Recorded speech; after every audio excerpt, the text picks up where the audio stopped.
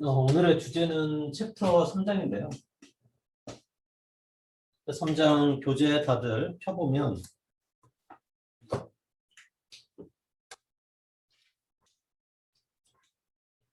3장이 양이 굉장히 많아요. 그래서 3장은 1차원 정상상태 열전도죠. 1차원 정상상태 1차원 정상상태 열전도 있죠?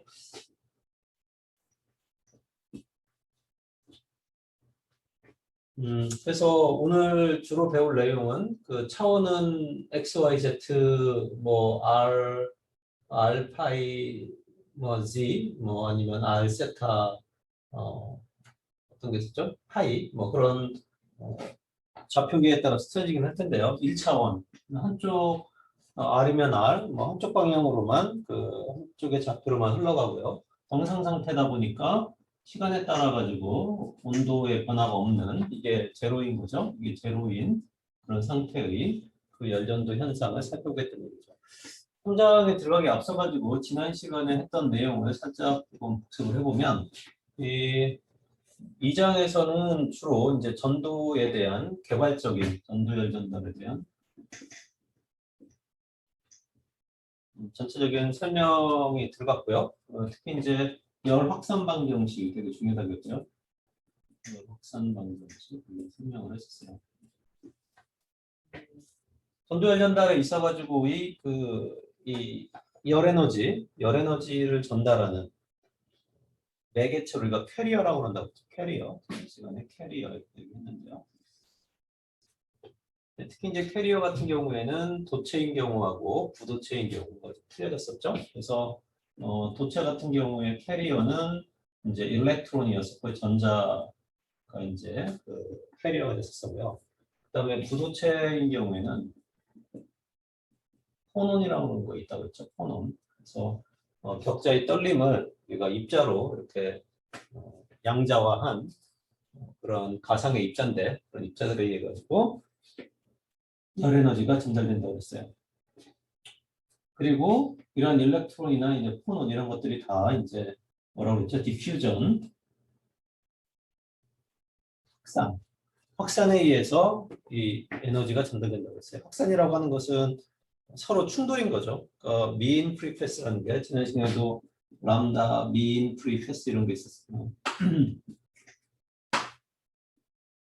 미인 프리패스 이런 게 있듯이 충돌이 일어나기 전까지 뭐 일렉트론이면 일렉트론, 포논이면 포논이 충돌이 일어나기 전까지의 그러한 거리, 우리가 미인 프리패스라고 했죠.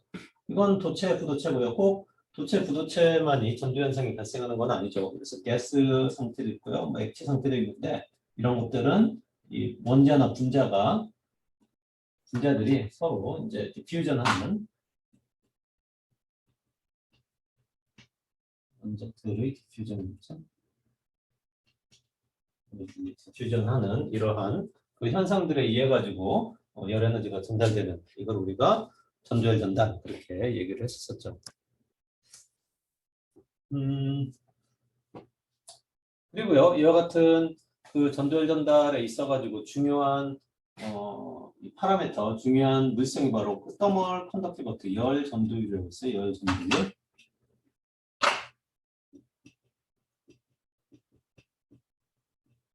열 전도율 그리고 영어로는 우리가 더멀 컨덕티비티 이렇게 되겠죠.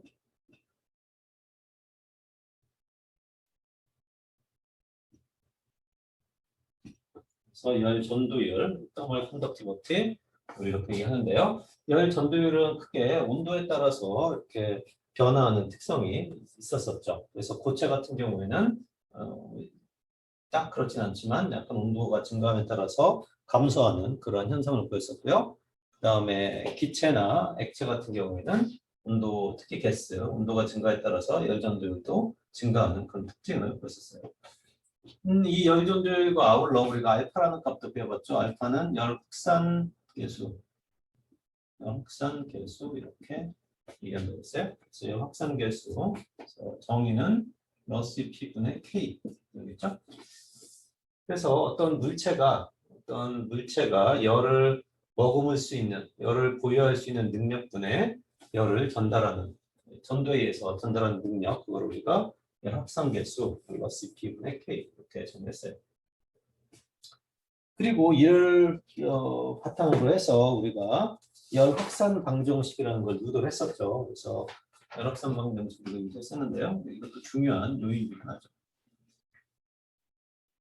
이 장에서 열 확산 방정식. 어떤 물체에 작은 미소 최적을 잡은 다음에 그 작은 미소 최적 내에 에너지 보존 법칙을 적용시켜가지고 우리가 열확산 방정식을 했는데요. 그 식이 이제 x제곱분의 이 직교 잡힐 때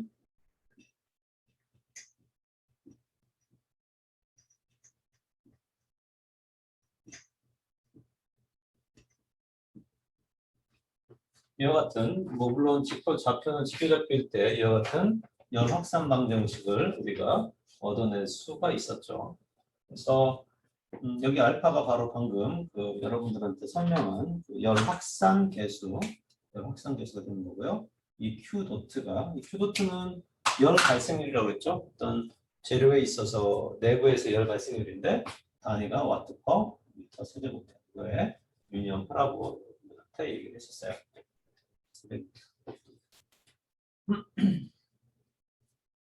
그렇죠? 특히 이제 이거는 직교좌표일 때 그런 거고요. 얘가 실린더리컬 코디네이트라면 조금 틀리죠. 얘가 이제 이게 x, 이게 y, 이게 z였다라면 수직의 수선에 발을 내렸을 때 x축으로부터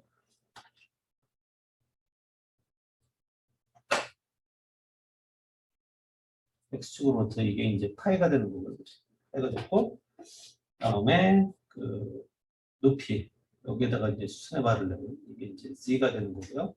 그다음에 이게 이제 r 방향인 거죠. r 방향. 여기까지 r. 조금 그림이 좀 그렇게 해줬대요. 그래서 이 r 반경 방향이죠. 반지름 방향.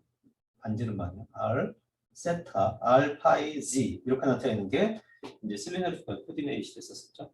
그래서 어떤 위치를 표현할 때 z 그다음에 이 점에서의 반경 방향 그다음에 이제 x축으로부터 얼마나 돌아가는 거. 또 스페리컬 코디네이션이라는 게 있었죠. 스페리컬 코디네이트도 이제 주좌표 얘기도 좀 했었는데요. 이런 경우는 이제 이렇게 어느 점을 표현한다면 이 파이는 똑같았어요. 이렇게 내렸을 때 여기까지 돌아가는 x축으로부터 x축까지의 그 각도 파이였었고요. 다음은 이제 g 이게 이제 세타죠. g축으로부터 얼마만큼 줄어져 있느냐. 그리고 이 방향 이게 이제 r 방향이고 원점으로부터 이 방향. 그러니까 실린더리컬 코디네이트는 이 지축에서 여기서 지축에서 수선을 내린 방향이 r 방향인 거고요. 지금 이 원통 좌표 같은 경우에는 원점에서 어떤 위치까지의 방사성으로 이제 구라면 구라면 이게 원점이 되는 거죠. 원통이 되는 거죠. 원통에서부터 각 이제 위치로 이렇게 그 방향이 이제 r 방향이 되는 거죠. 그래서 지금 카르티시안 코디네이션 이렇게 표현이 됐지만 이 실린더리컬 코디네이션이나 스페리컬 코디네이션에 따라서 이 열확산 방정식이 틀려진다. 것까지도 여러분들한테 얘기를 했어요.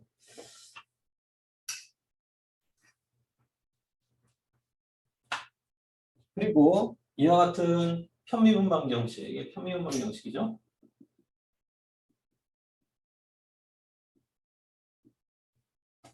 이와 같은 편미분 방정식, 특히 t가 이제 x, y, z, t 이와 같은 형태로 표현되는 거죠. x, y, z, t 시간과 공간에 따라 가지고 이와 같은 값으로 표현이 될 텐데요.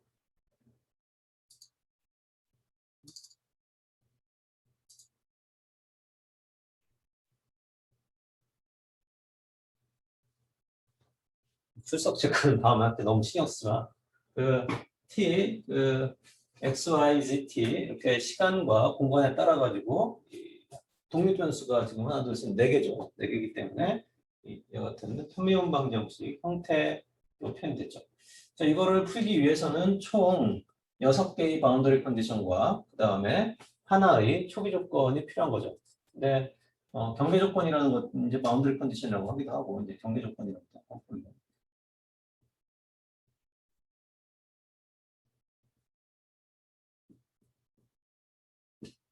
경계 조건, 바운더리 컨디션 이렇게 하는데요. 크게 이제 세 가지 경계 조건에 대해서 우리가 지난 시간에 얘기를 했었죠. 첫 번째가 일정 온도 조건, 그 다음에 두 번째가 일정 열리숙 조건, 세 번째가 대류 조건. 이렇게 여러분들한테 얘기를 했어요. 이와 같은 편리분방 정식을 풀기 위해서는 이 경계 조건, 바운더리 컨디션이 주어져야 되는데 그 바운더리 컨디션의 그 대표적인 걸로 뭐 일정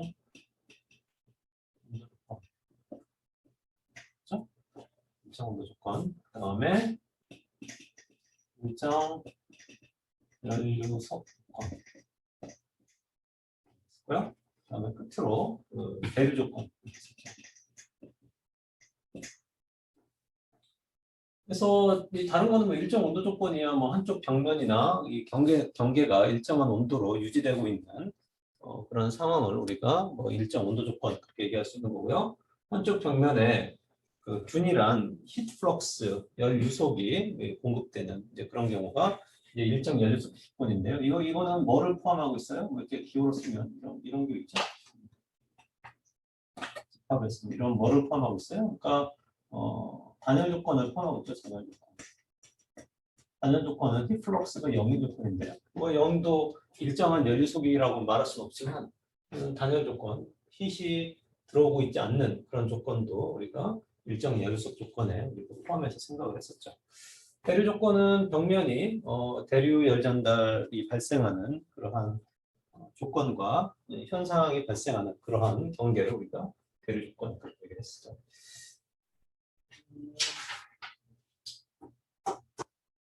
이와 같은 지난 시간에 한 거를 바탕으로 해서 오늘은 여러분들 슬라이드, 내가 3장 슬라이드 아침에 좀 올려놨는데요. 1차원 정상 상태 열전도 현상에 대해서 오늘 학습을 좀 해보도록 합시다.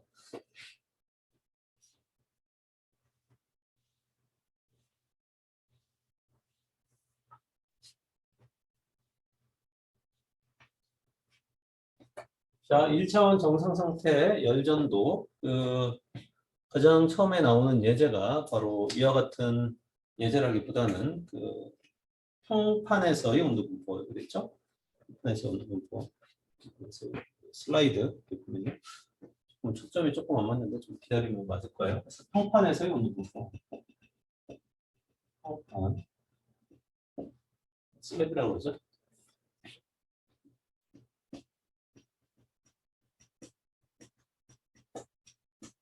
평판에서의 온도 분포 한번 알아보겠다는 거죠. 그림은 이렇게 생겼어요.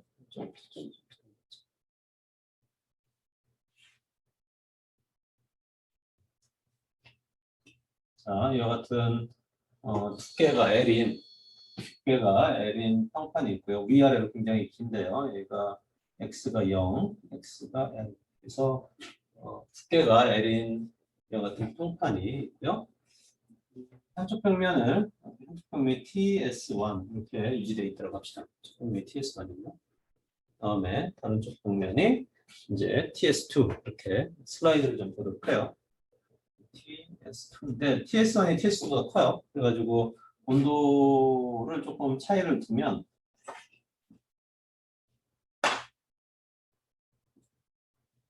이와 같은 뭐 이게 직선이라고 내가 그리긴 했는데 아직은 몰라요. 이 온도 분포가 이 슬램 내 분포가 뭐 직선일지 뭔지는 모르겠지만 어쨌든 뭐 그림이 돼 있죠. 그다음에 이제 여기가 이제 대류 조건이에요. 여기 바깥쪽에 유체 온도는 T-1이고 이때의 대류 전달기 수는 H1 이런 상태로 되어 있고요. 그다음에 오른쪽은 여기도 대류 조건인데요. T∞2에 온도가 지금 틀릴 수 있으니까요. 이 지역이고 그다음에 대류 전달 조건은 H2 이렇게 우리가 고려해 볼 수 있어요. 여기는 핫플루이드고요. 뜨거운 유체 저기 이제 콜드 플루이드 이렇게 초점이 안 맞지?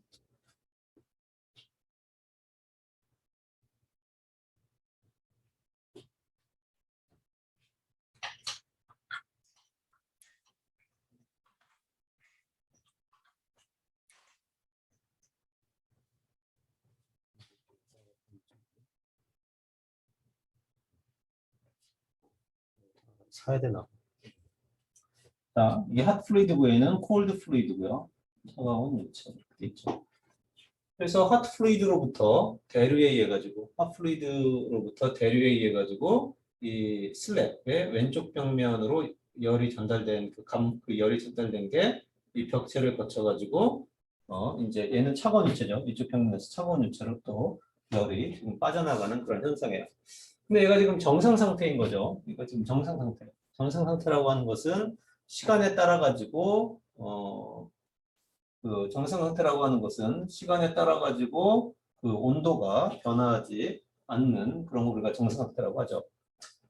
그 얘기는 뭐냐면 이 슬랩으로 들어온 양과 나간 양이 같아야 돼요. 여기 열이 생성되는 양이 없더라면 이 슬랩에 열이 생성되는 양이 없더라면 들어온 에너지가 나가는 에너지가 같아야 되죠. 그리고 들어온 에너지는 이 벽체를 거쳐가지고 빠져나가야 돼요. 자, 그러면 여기 여러분들이 여기다 작은 미소 최적을 예전처럼 작은 미소 최적을 잡아가지고 뭔가 그 에너지 보존 법칙을 만약에 세워봐서 이 벽체 내에 온도 분포를 한번 알아보고 싶다. 이 벽체 내에 온도 분포를 알고 싶어가지고 이렇게 해보고 싶다. 그랬을 때는 굳이 다시 식을 유도할 필요가 없는 거죠. 우리가 이미 이와 같은 열 확산 방정식을 알고 있기 때문에 굳이 다시 유도할 필요는 없을 거야. 근데 이게 일단 0이고요. 정상 상태니까. 그다음에 열 발생도 없고요. 지금 C하고 이쪽으로는 없어요. 온도 구배가 X방향으로만 X. 그래서 굉장히 심플리파이 되는데요. 이거는 파셜 딜리버티브인데 온도가 X밖에 없으니까 그냥 dx제곱 빼기 d제곱 t 0 형태가 되는 거죠. 그렇죠? 그래서 그 어떤 온도를 미분해서 두 번 미분해서 그 0이 되려면 이 온도는 A 플러스 BX 이와 같은 그 형태를 지닐 수밖에 없다는 걸 알 수 있겠죠. A 플러스 BX 형태를 지닐 수밖에 없다. 그렇죠? 2차 함수라면 뭔가 성수가 남는 거고요. 1차 함수이기 때문에 얘를 두 번 미분한 게 0이 되는 거죠. 자, 그러면 경계 조건을 조금 넣어봅시다. A 플러스 bx라는 데 x가 0일 때 t는 ts1이고요. 그렇죠? ts1이었죠. 그 다음에 x가 두께가 l일 때 t는 ts2죠. 그래서 여기다가 그 경계 조건을 넣으면 우리가 a하고 b 값을 결정을 해낼 수가 있겠죠. 값을 결정할 수 있다. 그래서 슬라이드에 여러분들 보는 것처럼 그 tx는 그 ts1 플러스 y분 x 이런 식으로 돼 있죠. 그리고 직선인 거죠. 처음 얘기했던 것처럼 어떤 직선의 형태로 그려져 있는 걸 볼 수 있어요. 이게 가장 그 열 확산 방정식, 이게 지금 열 확산 방정식이죠.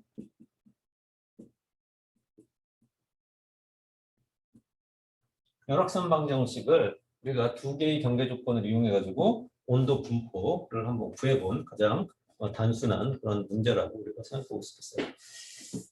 다음 슬라이드를 잠깐 볼까요? 그러면 여러분들 열저항이라고 하는 그러한 개념이 나와 있는데요. 조금 이따가 줄거고요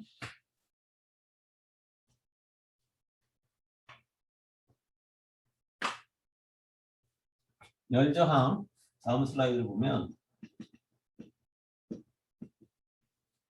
열저항이라고 하는 그러한 개념이 나와 있어요. 그래서 열저항 RT는 델타 T분의 Q 이렇게 얘기할 수도 있고요. 또 조금 더 직관적으로 얘기를 하면 열량은 온도차하고 저항 이렇게 얘기할 수 있어요. 저항이라는 말은 보통 전기에서 많이 쓰는 말인데요. 우리가 아주 전기하고 유사한 그러한 전기의 그 열저항 개념을 도입하면 우리가 열 전달 문제를 좀 수월하게 풀이할 수 있는 그런 경우가 있는데요. 그래서 우리가 열저항이라고 하는 개념을 도입했어요. 전기저항은 어떻게 되죠? 흐르는 전류는 볼티지 차분의 그 저항, 이렇게 이거는 전기저항이죠. 이러한 개념이죠. 그러니까 전류는 전압차가 크면 클수록 그 다음에 저항이 작으면 작을수록 잘 흘러가는 것처럼 열도 Q는 흐르는 그 열에너지죠. 이 열에너지는 온도차가 크면 클수록 그리고 열저항이 작으면 작을수록 잘 흘러간다. 그러한 개념으로 설명을 하고 있어요. 자, 그랬을 때 이와 같은 개념을 바로 도입을 하면 지금 RT가 델타 T분의 Q였죠. 어쨌든 뭐 이렇게 쓸 수도 있고요. 다르게 쓸 수 있는데 이러한 개념으로 우리가 생각을 한번 해봅시다. 자, 그러면 이 열저항 개념을 전도, 대류, 복사 이렇게 세 가지로 좀 나눠가지고 이 열저항을 한번 도출해 볼 수 있는데요. 그래서 뭐 별건 아니지만 한번 봅시다. 전도열 전달 같은 경우에 있어서의 전도에서 열량을 계산하는 가장 기본적인 방정식은 1차원이라면 Q는 KA dx dt 이런 개념이죠. 물론 여기 마이너스가 들어가고 하는데 지금 열저항이라는 것 때문에 굳이 마이너스 쓰지 않았어요. 이걸 조금 바꿔 써보면 KA의 L분의 뭐 두께를 내려가면 델타 T 이렇게 쓸 수 있죠. 자, 그러면 얘를 조금 다시 나타내 보면 얘는 어떻게 쓸 수 있어요? 델타 T분의 KA분의 L 이렇게도 쓸 수 있죠. A분의 L. 그렇죠? 그러면 아까 우리가 서두에 얘기했던 열저항 개념이 되는 거죠. 이게 바로 그 RT, 컨덕션, 대류에 있어서의 RT 값이 되는 거죠. 그래서 대류에 있어서의 RT 값은 여러분들 그 슬라이드에서 보는 것처럼 KA분의 L 이와 같은 형태로 표현이 되는 것을 확인할 수가 있을 거예요. 그렇죠? 같은 방식으로 이제 대류를 한번 해보면 대류는 뉴턴의 쿨링 법칙을 이용해서 우리가 할 수 있듯이 Q는 HA TS-T 인피니티 이와 같은 형태로 표현이 가능하죠.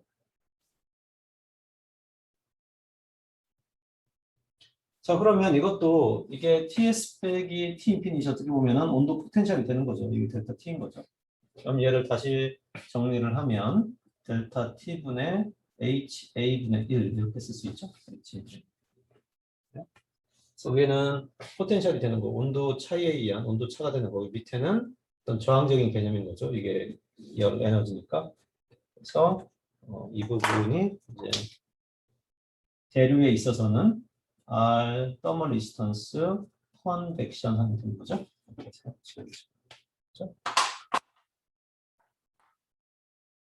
사실 복사는 뭐 4제곱, 뭐 4제곱 이렇게 돼 있으니까 실제로 이 열장을 표현하기는 힘든데요. 우리가 맨 마지막 시간에 복사를 할 때요.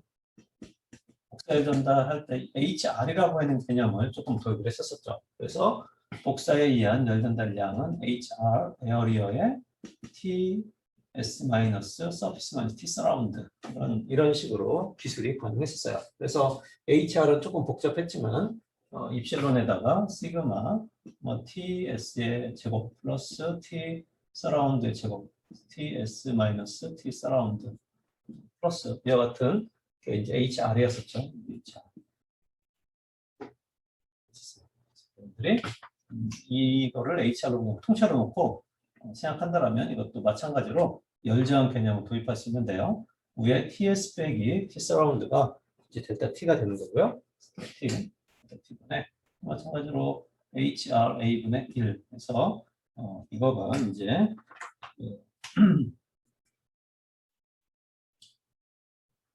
레이디에이션에 있어가지고 열저항이 되는 거죠. 근데 이 열저항은 여러분들이 조금 외워두는 게 좀 편해요. 그 대류 같은 경우에는 H2분의 1이구나. 복사 같은 경우에는 K분의 T. 난 보통 T 두께가 thickness니까 T로 했는데 뭐 L로 돼 있는데 그래서 Ka분의 L이구나. HA분의 1이구나. HRA분의 1이구나. 이렇게 여러분들이 조금 한번 익혀놓으면은 외워놓으면 유용하게 좀 써먹을 수 있을 거예요. 이 열장을 도입하면 어떤 면이 좋냐면 이 전기의 흐름하고 열 흐름하고 상당히 유사하기 때문에 우리가 조금 더 아까도 서두 얘기했지만 문제 열량을 구한다라든가 뭐 온도를 구한다든가 할 때 상당히 수월하게 문제를 혹은 꼭 문제가 아니라도 그런 열량을 우리가 해결해낼 수 있는 그런 좋은 하나의 툴을 제공한다는 거죠. 지금 방금 열량을 이 평판에서의 그 열 전달로 다시 돌아가면 내가 열량을 TS1과 TS2로 표현하는 것은 그렇게 어렵잖아요. 왜냐하면 Q는 마이너스 K, 에어리어의 L이라고 하는 간격 사이에 TS2에서 TS1 이렇게 빼주면 여러분들이 이 슬랩을 통해서 평판을 통해서 전달되는 열량 값을 산출을 해낼 수가 있어요. 그렇죠? 근데 이렇게 하는 것도 좋지만 나는 T 인피니트 1에서 T 인피니트 2의 차이로 한번 열량을 한번 구해보고 싶다는 얘기예요. Q를 이렇게 구해보고 싶은 거야. 그러니까 TS1과 TS2를 통해서 열량이 표현이 가능하지만 이 대류열 전달을 일으키고 있는 핫 플루이드의 온도하고 이건 핫 플루이드의 온도죠. 그리고 얘는 콜드 플루이드죠. 그래서 핫 플루이드와 콜드 플루이드의 온도로서 한번 표현을 해보고 싶다. 당연히 그럴 수도 있어요. 자, 그랬을 때 우리가 방금 배운 열장의 개념을 도입을 하면, 그러니까 R 더멀 리스턴스 토탈 토탈인 더멀 리스턴스를 도입을 하면 우리가 이 T 인피니트 1과 T 인피니트 2를 이용해 가지고 열량을 우리가 계산해낼 수가 있어요. 물론 토탈이죠. 토탈을 보면 어떻게 하는지 잘 보도록 해요. 자, 우선은 그 핫 플루이드에서 왼쪽 벽면까지는 어떤 열 전달이 된다 그랬죠? 대류에 의한 열 전달이. 그렇죠? 대류에 의한 열 전달이 왼쪽 벽면에서 오른쪽 벽면까지는 대류에 의한 열 전달. 그 다음에 이 슬램 내부에서는 전도에 의한 열 전달이라는 거죠. 슬램 내부에서는 전도에 의한 열 전달이 발생하는 거고요. 그렇죠? 그 다음에 이 오른쪽 슬랩에서 콜드 플루이드까지도 마찬가지로 대류에 의한 열 전달이 발생하는 것을 우리가 찾아볼 수 있어요. 자, 그러면 얘를 다시 어떻게 쓸 수 있냐면 우리 여기 뭐 우리 슬라이드 잘 나와 있지만 온도를 이렇게 한번 써봅시다. 여기를 T 인피니트 1 그리고 여기를 TS1 여기를 TS2 여기를 T 인피니트 2라고 하고요. 전기처럼 열장처럼 이렇게 한번 연결을 해봅시다. 해봐요. 자, 그러면 이렇게 연결하면 지금 T 인피니트 1과 TS1의 포텐셜 온도 차로 인해 가지고 열장이 얼마나 발생하냐면 그 대류 전달이니까요. 대류니까 H1A분의 1 이만큼의 열 저항이 발생을 할 거예요. 그렇죠? 그러니까 우리 그 대류 전달 같은 경우에는 HA분의 1 이렇게 얘기를 했기 때문에 여러 가지 문제가 발생하고요. 그 다음에 전도는 어떻게 되죠? KA분의 L 이만큼의 열저항이 발생할 거예요. 그리고 이쪽 대류 TS2와 T 인피니트 2의 온도 포텐셜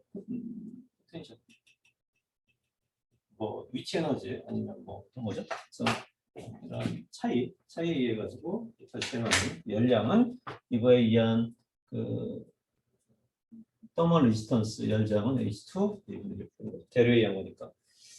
그래서 이 전기 열장이랑 똑같아요. 전기는 어떻게 되겠어요? 전기는 이렇게 저항이 직렬로 R1, R2, R3 이렇게 전기 저항이 R1, R2, R3 형태로 돼 있다면 예, 저항을 이걸 어떻게 쓸 수 있어요? 등가 저항으로 이렇게 하나로 나타냈을 때 이 저항은 어떻게 써요? R1 더하기 R2 더하기 R3 이와 같은 형태로 쓰듯이 얘도 마찬가지로 여기 토탈 열저항은 T 인피니트 1 빼기 T 인피니트 2 이렇게는 여기서부터 여기까지 그총 온도 차이죠. 거기에다가 H1 A분의 1 더하기 KA분의 L 더하기 H2 A분의 1 이렇게 표현이 가능하다는 얘기예요. 그래서 T 인피니트 1 유체 핫 플루이드의 온도하고 콜드 플루이드의 온도 차이로서 Q를 나타내고 싶을 때는 이렇게 세 개의 열장을 서메이션 해줘가지고 여러분들이 그 열량을 표현을 할 수가 있다는 얘기죠. 그러면 이제 어떨 때는 이렇게 표현하는 게 좋을 때도 있고요. 어떨 때는 이렇게 표현하는 게 훨씬 수월할 때도 있는데요. 실제로 어떤 물체의 표면 온도를 측정한다는 것은 조금 수월하지 않아요. 그러니까 유체의 온도를 측정하는 것은 좀 수월한 면이 있는데 이 표면을 측정을 해서 뭔가 열량을 산출해내는가 하는 것은 상당히 불편한 작업이에요. 그래서 보통 이러한 흐르는 유체에다가 열전대라고 하는, 뭐 우리 기계공학 실험한 학생들은 알겠지만 열전대를 설치를 해가지고 그 열전대로부터 온도를 읽어내는 게 일반적이기 때문에 내가 열량을 구할 때는 이와 같이 표면 온도를 측정해서 열량을 측정해내는 건 조금 이건 이론적인 거고 오히려 지금 두 번째 유체 온도를 이용해서 측정하는 이런 게 훨씬 더 현실적이라는 얘기죠. 현실적인 그런 부분이기 때문에 여러분들이 이와 같은 열장 개념을 쓰면 좀 더 수월하게 열량을 쓸 수가 있다. 그죠?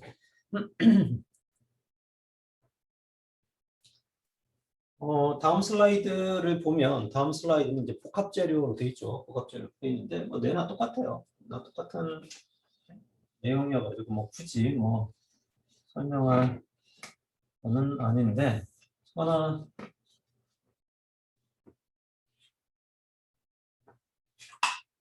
재료가 이제 이렇게 세 개 있는 거죠.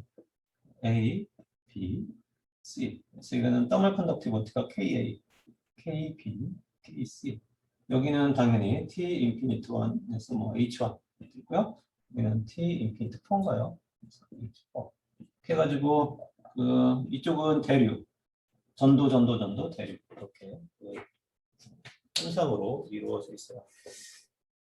그러면 실제 벽체는 이런 경우가 상당히 많아요. 지금 우리 기계공학과 M7동도 맨 바깥쪽은 벽돌로 돼 있어요. 맨 바깥쪽은 벽돌로 돼 있고요. 그 안쪽은 이제 뭐 콘크리트가 됐을 수도 있고요. 또 안쪽은 또 내장 마감재 뭐 이렇게 그렇게 돼 있을 수 있죠. 그래서 보통 이 벽 같은 거, 벽체 같은 거 이렇게 다양한 재질로 이렇게 돼 있는데요. 이런 경우 여기는 뭐 핫 플루이드라고 하고요. 여기도 핫 플루이드, 뜨거운 유체. 여기는 콜드 플루이드. 이게 있을 때 실질적으로 이 T 인피니트 1과 T 인피니트 4를 활용을 해가지고 Q를 한번 구해봐라. 또 마찬가지죠. T 인피니트 1 빼기 T 인피니트 2. 여기는 이제 토탈을 둔다. 서머 리스턴스, 토탈 값이 이렇게 들어가면 되겠죠.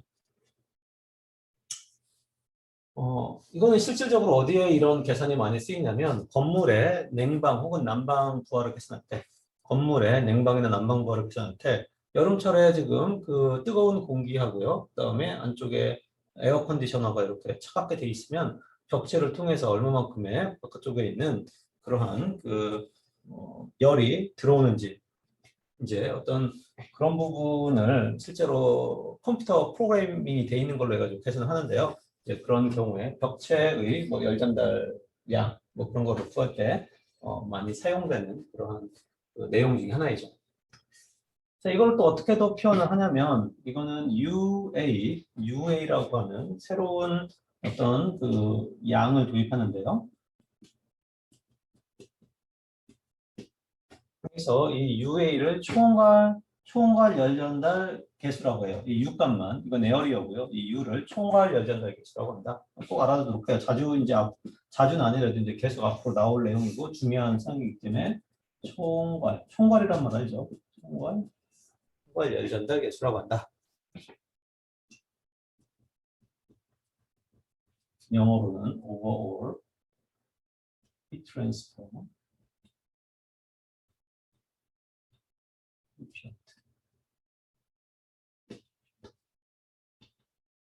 overall 총괄.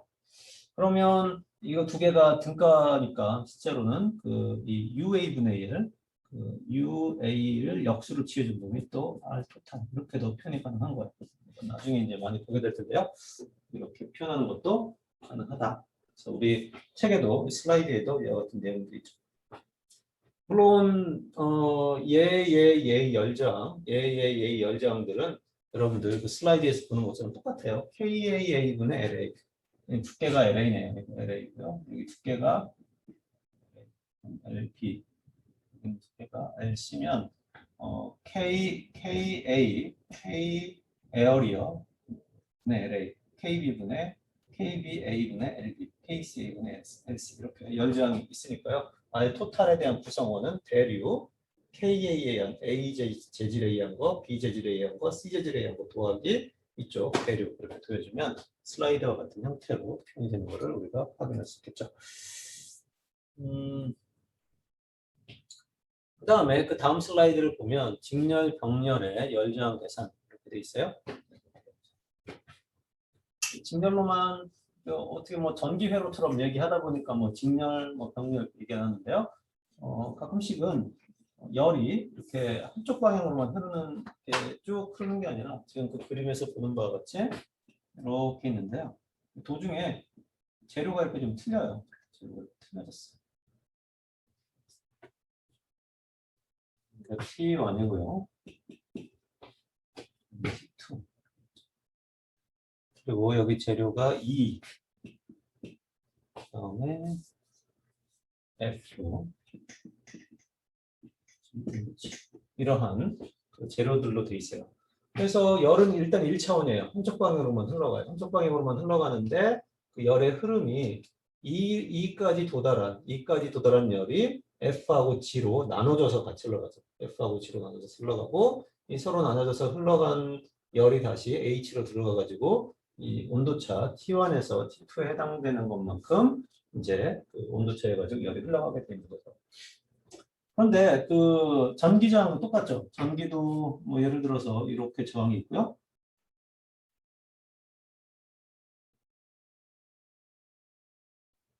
이렇게 있는데 이거는 뭐 2오hm, 4오hm, 1오hm, 여기는 뭐 3오hm 이렇게 돼 있다고 하면 전기가 이렇게 흘러와서 2오음을 흐른 다음에 어디가 이쪽으로 더 많이 흘러가죠. 왜냐하면 전기 저항이 작은 쪽으로 더 많이 열이 흘러가요. 아니 전기가. 열은 여기 조금 전기가 더 흘러가고. 이것도 마찬가지로 F하고 G의 어떤 재질에 따라 가지고 열 에너지가 더 많이 흘러갈 수도 있고 덜 흘러갈 수도 있고. 그래서 이런 부분 바로 이렇게 되는 부분은 우리가 병렬이다. 그래서 직렬이었다가 병렬이었다가 다시 직렬로 이렇게 가는데 세 개는 사실 직렬로 연결이 돼 있는 거고요. 이 가운데 부분은 전기도 이렇게 병렬 연결되어 있듯이 이와 같은 형태도 열저항도 이렇게 왔다가요. 두 개로 이렇게 F 그다음에 F, G로 나눠졌다가 다시 H로 가는 이와 같은 형태의 열저항 형태로 볼 수 있죠. 서머 리스턴스 RE, 서머 리스턴스 RF, RG.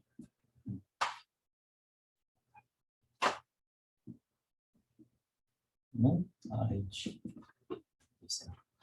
자, 그랬을 때 얘는 또 이 두 개는 또 우리가 어떻게 또 전기와 똑같은데요. 이 두 개를 합할 수가 있어요. 이 전기 두 개를 합해서 나타낼 수가 있는데요.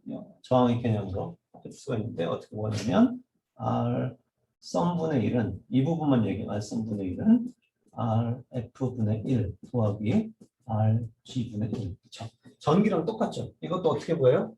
이 두 개를 합친 점은 어떻게 돼요? 이렇게 흘러간다면 전기가 흘러간다면 R분의 1은 4분의 1 더하기 1분의 1 이렇게 역수를 취해서 구해주시지 이와 같은 병렬로 되어 있는 부분도 이와 같은 형태로 우리가 열저항을 더멀 리스턴스를 구한다. 이렇게 여러분들이 알아두면 되겠어요.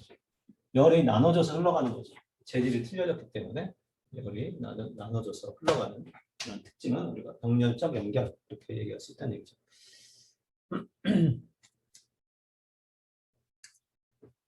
자, 그러면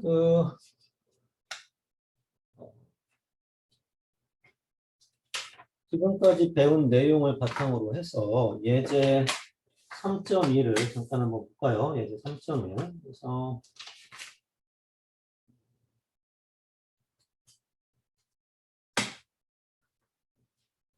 이제 3.1을 잠깐 한번 보도록 합시다.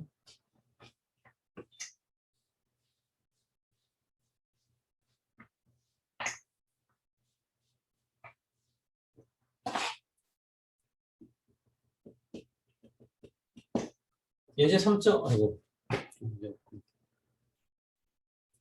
자, 예제 3.2를 살펴보면 그렇게 돼 있어요. 여러분들 보면 예제 1.7, 예제 1.7을 풀지 않았는데요. 예제 1.7에서 공기 그리고 물 안에 있는 사람 몸으로부터 열 손실을 깨졌다. 됐어요? 주의는 공기 또는 물이에요. 어떤 사람이 이제 공기로도 돌아다니면 공기인 거고 또 물 안에 있으면 이제 물이 이제 접해 있는 거죠. 주위와 유체 흐름의 온도가 10도씨로 같은 조건을 고려하자. 그래서 공기와 물과 같은 유체는 온도가 10도라는 얘기야. 열 손실을 줄이기 위해서 열 전도율이 0.014W/m 켈빈으로 매우 낮은 나노 구조인 실리카 에어로졸 단열재로 만든 경기용 옷을 입는다. 그죠? 방한복 또는 방수복의 바깥 표면의 방사율은 0.95이다. 공기 그리고 물속에서 100W로 열 손실을 줄이는 데 필요한 에어로졸 단열재의 두께는 얼마인가? 구해봐라. 되어 있어요. 쉽게 얘기해가지고 이 그림도 밑에 있지만 좀 피부가 있거든요. 피부. 여기 옷을 입었어요. 방한복을 입었어요. 그리고 얘는 지금 공기일 수도 있고요. 혹은 물일 수도 있는데 온도가 10도씨예요. 10도씨. 이제 이쪽에 서라운드가 있죠. 서라운드가 있는데 이 서라운드 벽체의 온도도 10도씨. 그다음에 피부의 안쪽 온도 여기는 35도씨다. TI. 그렇죠? 피부고 이 피부의 이제 그 두께는 뭐 사람인데요. 뭐 0.03mm L 스킨 3mm L 스킨이라고 했네요. L 스킨이 한 3mm 정도 되고요. 그 다음에 이 방한복은 이거는 궁금한 거예요. 모르는 거예요. L 인슐레이션 구하고자 하는 거야. 방한복을 입었어. 방한복을 입었는데 이렇게 이런 조건에서 이와 같은 조건에서 물론 피부 온도가 35도고요. 그 다음에 공기나 물의 온도가 10도씨이기 때문에 열이 이렇게 왼쪽에서 오른쪽으로 열 에너지의 이동이 있을 거라고 생각할 수가 있겠죠. 에너지 이동이 있을 거라 생각할 수 있어요. 자, 그랬는데 그 35도에서 10도씨까지 주변으로 열 이동이 100W 정도만 되도록 덜도 말고 더도 말고 100W 정도만 되도록 이 방수복의 두께를 한번 구해봐라. 그게 이 문제인 거죠. 물론 방수복에 컨덕티비티가 주어져 있어요. 이 더멀 컨덕티비티는 0.014. 굉장히 좋지 않죠. 왜냐하면 그래야지 뭐 방수가 아니 그 방온이 되니까요. 열이 잘 못 빠져나가게 하는 거죠. 그리고 이 피부에 더멀 컨덕티비티도 주어져 있는데요. 피부의 더멀 컨덕티비티는 0.3. 물론 단위는 와트 퍼 미터 킬로미터.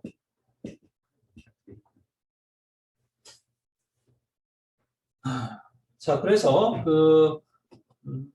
물론 이거는 복합적인 열 전달 현상이죠. 여기 35도라는 온도가 주어져 있고요. 여기 이제 10도라는 온도가 주어져 있으니까 서라운드도 10도니까 우리 아까 배운 그러한 열 저항 개념을 써가지고 그 값이 100이 되도록 우리가 L 인슐레이션 값을 정해주면 되지 않겠느냐. 그러한 아이디어를 여러분들이 낼 수가 있겠죠. 그렇죠? 그렇게 한번 해볼게요. 그러면 35도, 그러니까 Q는 실질적으로 Q는 35도에서 10도씨까지 가는데 여기 이제 Q가 아니라 토탈 더멀 리스턴스 있겠죠. 토탈 더멀 리스턴스가 있을 거예요. 그러면 R 토탈 이거의 정체가 뭐냐? 한번 생각해 보니까 안쪽에는 35도로부터 스킨을 거쳐가지고 전도에 의해서 열이 전달됐다가 그 전도에서 열 전달된 열 에너지가 이 방수복, 이 두께는 모르겠지만 구해야겠지만 이 방수복을 통해서 전달되는 열 전달. 그리고 나서는 혹시 공기였다라면 공기로의 대열 전달이 있었고요. 또 온도가 높으니까 서라운드 쪽으로 이 복사열 전달이 있어요. 그래서 생각을 해보면 전도, 또 전도, 그 다음에 두 개로 나눠지는데 하나는 복사에 의한 서라운드가 10도니까 복사에 의한 열 전달이 있었고요. 다른 하나는 대류에 의한 열 전달이 생길 수가 있겠죠. 그래서 이걸 열저항 개념으로 그려보면 되는 거죠. 여기는 이제 복사의 양것도 있고 대류의 양것도 있고 물론 여기는 이제 10도가 되는 거죠. 10도. 복사의 물의 온도나 이 서라운드의 온도가 똑같기 때문에 여기는 35도 되는 거죠. 그러면 이 열저항은 얼마죠? 이 열저항 우리가 외우라고 그랬죠? 얼마요? K 스킨 에어리어. 우리 몸의 에어리어죠. 우리 1.7 예제 1.7을 안 풀어서 그런데요.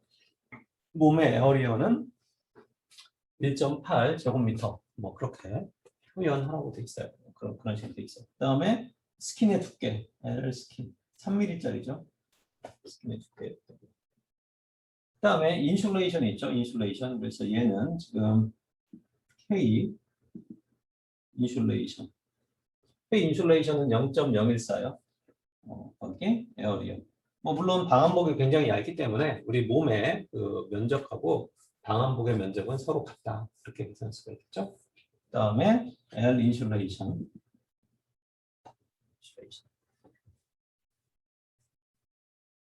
L 스캐너링. 이거 구하려고 하는 거예요. 우리가 이게 미지수, 이게 미지수. 이게 지금 퀴즈입니다. 그리고 대류에 의한 열 전달은 HA분의 1인데 대류 열 전달 계수는 주어져 있어요. 공기 같은 경우에는 2라는 값으로 주어져 있고요. 물론 와트 퍼 미터 제곱 큐브인지. 공기 같은 경우는 2로 주어져 있고요. 물 같은 경우는 훨씬 더 열 전달 계수가 높아가지고 200 이렇게 줬습니다. 어쨌거나 이게 2가 공기면 2가 들어가는 거고요. 물이면 200이 들어가는 거죠. 에어리어는 똑같은 거고요. 그 다음에 복사에 의한 열저항은 어떻게 된다고 그랬죠? HRA분의 1인데요. 우리가 문제를 지금 안 풀어서 그렇지 HR을 우리가 1.7에 보면 5.8 이 정도 돼 있어요. 5.8, 5.9, 5.9 이것도 주어진 값이에요. 이 문제는 안 주어져 있지만 예제 1.7을 풀다 보면 HR 값이 주어져 있어요. 자, 그러면 토탈 열저항, R 토탈 열저항은 어떻게 되겠어요? R 토탈 열저항은 이거는 이거 더하기, 그렇죠? K 스킨 A 근데 L 스킨 다 주어져 있는 값이에요. 이거 주어져 있고 주어져 있고 주어져 있어.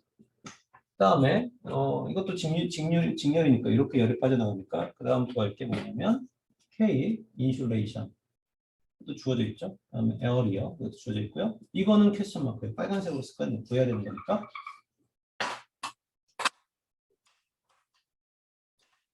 써봅시다. 에어 인슐레이션 이거 구해야 되는 값이에요. 그리고 지금 이건 어떻게 구한다고 그랬죠? 이렇게 병렬로 되어 있을 때는 이거 분의 1, 이거 분의 1, 분의 1이죠. 왜냐하면 아까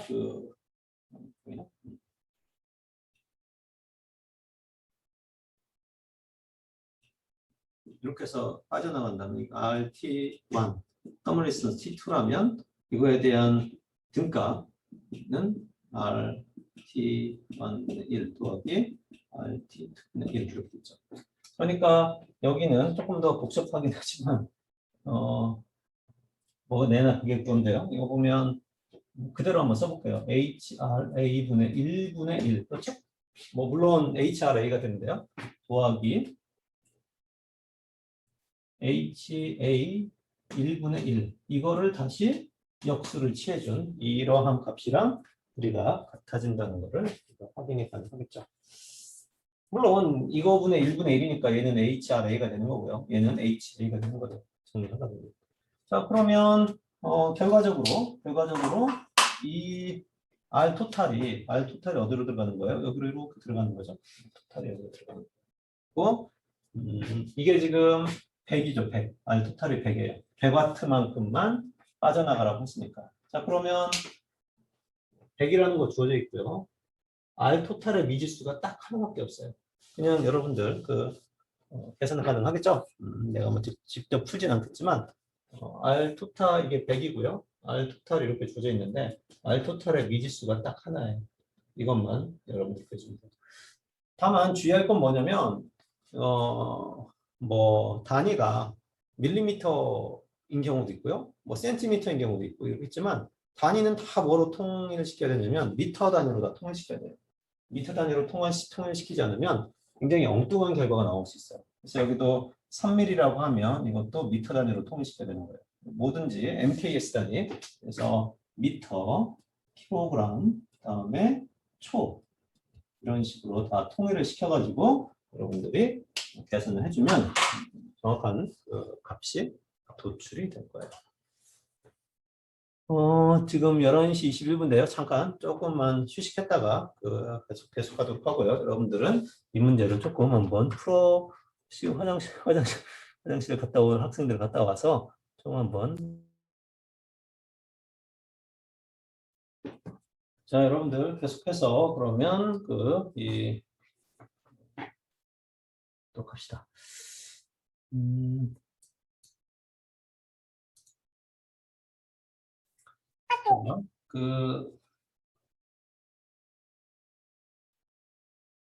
슬라이드 이제 9페이지, 슬라이드 9페이지를 보면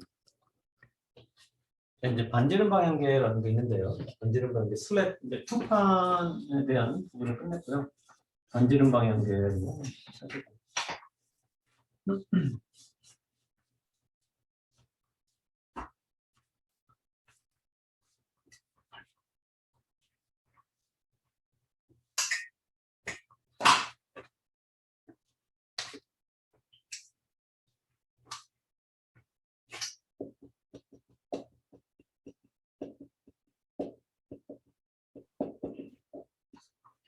자, 반지름 방향계라고 하는 것은 지금 우리가 카르티시안 코디네이트만 배웠지만 실제로 스페리컬 코디네이트 있고요.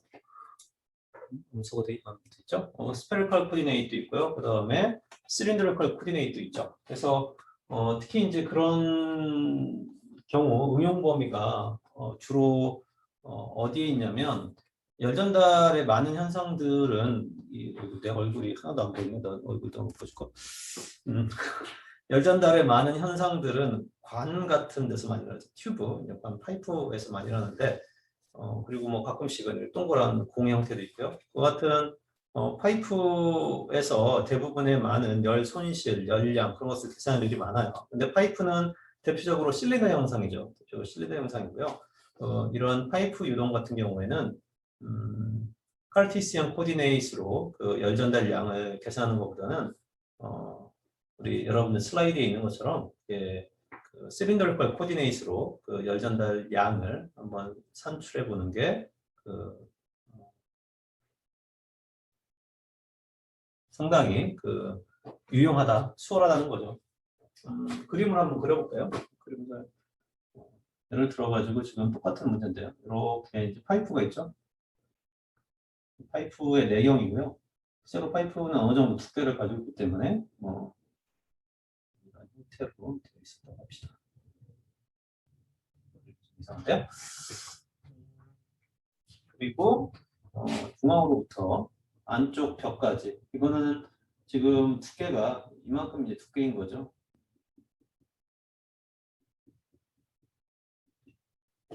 두께인 건데요. 그래서 중앙으로부터 안쪽 벽까지 거리가 R1이라고 하고요. 그 다음에 중앙으로부터 바깥쪽까지의 거리가 R2 이렇게 얘기를 할 수가 있겠죠. 그리고요, 안쪽에는 핫 플루이드가 흘러가요. 이쪽으로는 우리 책에서 기술한 것처럼 핫 플루이드, 뜨거운 유체가 이렇게 흘러가고 있고요. 들어갔다가 이쪽으로 빠져나가는 형태가 되겠죠. 그 다음에 크로스 형태로, 그러니까 흐르는 방향과 거의 직각인 방향으로 이제 콜드 플루이드가 흘러가고, 콜드 플루이드가 흘러가고.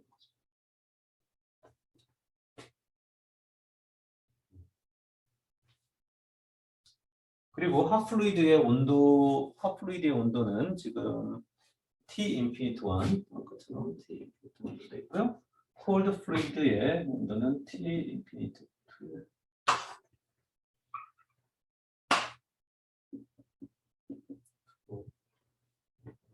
주어져 있는 거를 볼 수가 있어요. 그리고요, 이 안쪽 벽면의 온도를 내가 이제 TS1이라고 하고요. 그 다음에 바깥쪽 벽면의 온도를 내가 TS2, 바깥쪽 벽면의 온도를 TS2라고 이렇게 기술했어요. 여기도 이 핫 플루이드에 해당되는 대류 전달 계수는 H1. 콜드 플루이드에 해당되는 관 바깥쪽과 대류 전달 계수는 H2 이렇게 표현할 수가 있어요. 자, 이런 경우에 그 앞쪽에서 받아보면 앞쪽에서 이 디박스를 그리는 거죠. 있고요. 여기서부터 여기까지가 R1, 여기가 R2. 이건 벽 두께죠. 그래서 R2 빼기 R1은 그 튜브의 티크니스가 되겠죠. R2에서 R1을 빼주면 이게 바로 이제 튜브의 이제 티크니스가 되는 거를 확인이 가능할 거예요. 자, 이런 상황에서 물론 TS1과 TS2를 이용해가지고 이 벽체, 이것도 어떻게 보면 벽체죠. 이 안에서의 온도 분포가 어떻게 될 거냐, 이 안에서의 온도 분포가 될 거냐를 이렇게 구해볼 수도 있고요. 그 다음에 아까 총괄 열전달 계수, 열저항 혹은 총괄 열전달 계수에서 쓴 것처럼 T 인피니트 1과 T 인피니트 2를 활용해서도 열량을 우리가 산출할 수가 있겠죠. 자, 그러면 이와 같은 경우에 우리가 이 벽체가 뭐 두께가 그렇게 두껍지는 않겠지만 이 벽체 내에서의 온도 분포를 한번 계산해 보고 싶다. 한 거죠. 이 벽체 내에서의 온도 분포를 한번 계산해 보고 싶다라고 했을 때는 여러분들이 카르티시안 코디네이트를 사용하기보다는 실린더리컬 코디네이트를 활용하는 게 굉장히 수월하다는 얘기예요. 자, 그러면 다시 우리 과거로 한번 돌아가 봐서 교재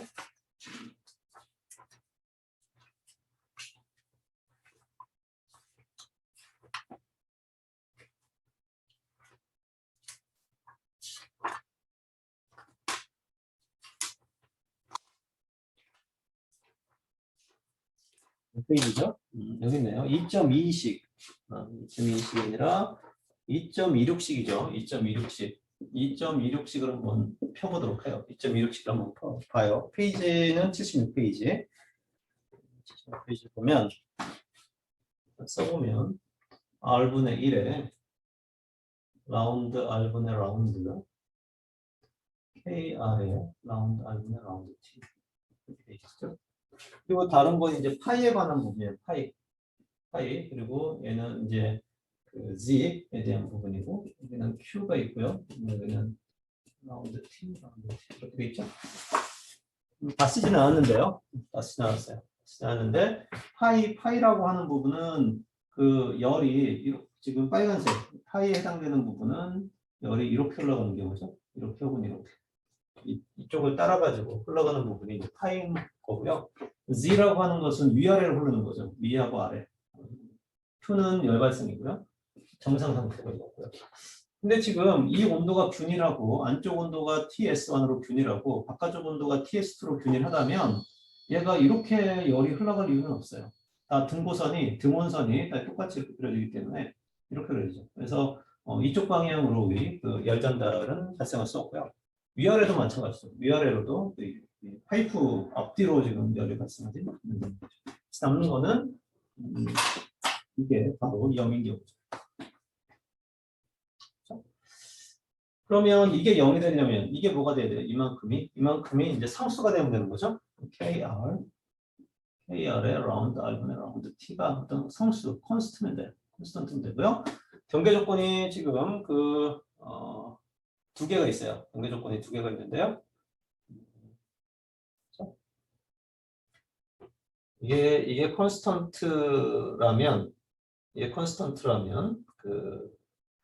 지금 경계 조건이 이계도 함수죠. 이계도 함수니까 이거 경계 조건이 두 개 필요한 거죠. 경계 조건이 두 개 필요. 이게 콘스턴트가 되려면 이게 R분의 내가 직접 풀어보진 않았는데요. 라운드 R분의 라운드 T가 어떤 R분의 C 이런 형태인 거죠. KR분의 C. 그러면은 T 값은 그 C 값뿐만 아니라 이쪽에 값이 또 하나 들어오죠. 그러니까 두 개가 필요한 거죠. 이 C 값도 결정을 해야 되는 거고요. 그 다음에 이게 ln으로 적분이 되죠. ln 뭐니까 이제 C1, C2 이제 두 개가 생기는 거예요. 변수가 여기서는 변수가 내가 결정해야 될 게 C1과 C2 두 개가 생겨요. 그래서 이 C1, C2 두 개의 결정을 위해서는 어떠한 바운더리 컨디션이 필요하냐면 R이 R일 때 온도는 TS1이다. 이 조건. 그렇죠? 풀이는 여러분들 개념만 이렇게 설명을 하고 이렇게 풀이는 아닌데 여기 보면 그렇게 돼 있죠? 여기 120페이지 그다음에 130페이지 119페이지 보면 이렇게 C1과 C2를 결정해야 되는데요. 그래서 바운더리 컨디션으로서 R이 Rn일 때 Ts입니다. R이 R2일 때 T는 TS2다. 그렇죠? R이 R2일 때는 TS2, R이 Rn일 때 두 개의 경계 조건을 대입을 해가지고 이 C1과 C2를 여러분들이 결정을 해줘야 된다는 얘기죠. 자, 그러면 이렇게 결정을 하면 이 식이 얻어지는데 온도 분포, 여기 방금 얘기한 이 thickness, 이 두께를 거치면서 그 온도 분포가 나오는데요. 그게 바로 3.3인식이에요. 네, 굳이 쓰진 않을게요. 3.3인식 여러분들 교재 보면 슬라이드에는 내가 안 나타낸 것 같은데. 그렇죠? 3.3인식을 보면 여러분들이 온도 분포 TR은 펑션 오브 R이죠. 그래서 내가 어떤 R 값을 넣어주면 그때 해당되는 온도가 나온다는 얘기죠. 그래서 이와 같은 형태로 주어져 있는 걸 볼 수 있어요. 자, 그리고 이거보다 더 중요한 건 열저항인데요. 열저항. 이와 같은 평판 슬랩일 때의 열저항은 아까 뭐였어요? KA분의 L이었었죠. 교수님, 캠 좀 내려주실 수 있을까요? 응? 캠 좀 살짝만 내려주실 수 있을까요? 그래? 아까 이게 안 보였었구나. 그래. 오케이. 아까 이거 설명한 거는 그거야. 여기 보면 이게 0이니까 이게 이거 두 번 미분한 게 0이니까 이게 상수해야 된다. 상수해야 되니까 C가 하나 나오고 이게 부정적분해주면 C2가 하나 더 나오죠. 그래가지고 이 두 개의 경계 조건을 이용해가지고 여러분들이 C1과 C2를 결정해 주면 되는 거고요. 이 식이 바로 3.3일식이다. 이거죠. 여러분들이 기억해야 될 것은 그 3.3일식이 아니라 바로 열장을 기억해놔야 돼요. 열장을 기억해놔야 되는데 평판일 때 열저항은 KA분의 L이었어요. 평판일 때 열저항은 KA분의 L이었었고 이와 같은 실린더리컬 코디네이션 때 여기를 통한 1차원 R 방향으로의 열저항의 열 흐름에 대한 열저항은 외워놔요. 2파이 KL분의 LN R1분의 R2예요. 이게 열저항이에요. 열저항. 여러분들이 기억할 거는 이걸 기억해라. 열저항 2파이 KL분의 LN R1분의 R2. 이번 학기까지는 기억하면 돼요. 나중에 책 보면 되니까. 그렇죠? 자, 그러면 이와 같은 풀이를 통해서 이렇게 열저항이 도출된다는 것을 여러분들이 확인을 할 수가 있고요. 그러면 다시 예로 다시 한번 돌아가 봅시다. 아까 내가 열량을 TS1과 TS2로 표현하고 싶어요. 열량을 TS1과 TS2로 표현하고 싶어요. 이제 이거는 수월하죠. 왜냐하면 열저항을 아니까 2파이 KL분의 LN R1분의 R2고요. 여기는 TS1 빼기 TS2. 이게 바로 열량이죠. 이게 열량인데요. 내가 이 열량을 TS1과 TS2로 표현하고 싶은 게 아니라 나는 T 인피니트 1과 T 인피니트 1과 T 인피니트 2로 표현하고 싶다는 얘기죠. 인피니트 1과 열량을 내가 이걸로 표현할 게 아니라 T 인피니트 1과 T 인피니트 2로 표현하고 싶다. 뭐를? 열량. 여기는 토탈 더멀 리스턴스 되는 거죠. 토탈 더멀 리스턴스. 그렇죠? 더멀 리스턴스 됩니다. 그러면 안쪽에 있어서 이 안쪽에 있어서 이 열정은 이것도 좀 차분히 설명을 하면 대류, 그렇죠? 대류 더하기 날씨가 좋으니까 갑자기 기분이 좋아져서 웃음 나오는데요. 여러분들 오늘 내가 또 수치에서 꼬들어야 되나? 오늘 굉장히 날씨가 좋은데 잠깐만 표 그랬네. 대류, 그 다음에 전도, 대류 이렇게 세 개의 또 열 흐름이 있는 거죠. 대류, 전도, 대류 이렇게 돼 있어요. 그러니까 하프루이드하고 안쪽 튜브 안쪽의 벽면 사이에는 대류열 전달, 그렇죠? 그다음에 이 파이프를 따라서는 전도열 전달, 그다음에 파이프 바깥쪽하고 콜드 플루이드하고 만나서는 대류열 전달 이렇게 돼 있어요. 그러면 이쪽 대류열 전달에 대한 그 열량은 어떻게 되죠? A분의 B죠. 대류열 전달 곱하기 에어리어는 안쪽 표면적이죠. 표면을 통해 가지고 대류열 전달이 발생하니까 그래서 2파이 R1 그다음에 L 랭스 이렇게 줘야지 에어리어가 되지. H 곱하기 원주 곱하기 랭스 여기 랭스 L이라는 그거분의 1 이게 이제 대류열 전달에 해당되는 열량인 거고요. 그다음에 전도는 지금 방금 외우라고 그랬죠. 2파이 KL분의 ln R1분의 R2 그렇죠? 그 다음에 세 번째 그 대류에 의한 열정은 바깥쪽이죠. 바깥쪽이니까 얘는 H 여기가 H1이고 여기가 H2죠. 그러니까 여기는 H1이 되면 H1 H2 여기 2파이 KL 거기 거기 뭐예요? 파이에 R2죠, R2. 이게 바깥쪽. 네? 거기 L분의 1. 그래서, 세 개가 이렇게 있죠. 근데 다, 그, 반지름 방향으로 다 그 열이 퍼져나가기 때문에, 아예 토탈을 이거 세 개를 더해주면 되는 거죠. 그래서, 이만큼 세 개를 더한 게, 뭐, 여기다 굳이 또 쓰기 귀찮아가지고, 이만큼 세 개 더한 게 바로, 토탈이 된 거죠. 토탈을 여기다 대입을 해주면, 여러분들이 열량을, T 인피니트 1과 T 인피니트 2의 형태로 온도가 표현이 가능하다는 얘기죠. 열량 표현이 가능하다는 얘기죠. 그렇죠?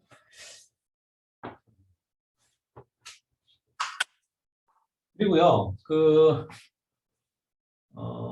Q는 아까도 얘기했지만 Q는 UA 델타 T 이렇게도 표현한다고 그랬어요. UA 델타 T. 이 U를 뭐라고 한다고 그랬죠? U를 우리가 overall heat transfer coefficient라고 한다. 이거죠. overall heat transfer coefficient. 그렇죠? 그래서 이 U가 그 overall heat transfer coefficient로서 이 R total 표현도 가능하죠. 그래서 이 방금 얘기한 이만큼의 역수 가 이제 R total이 되는 거고요. 그래서 이걸 잘 기억해 나가는 거죠. overall heat transfer coefficient다. 잘 기억해 나가. 오케이. 자, 이 정도 하고요. 그 다음 슬라이드는 여러분들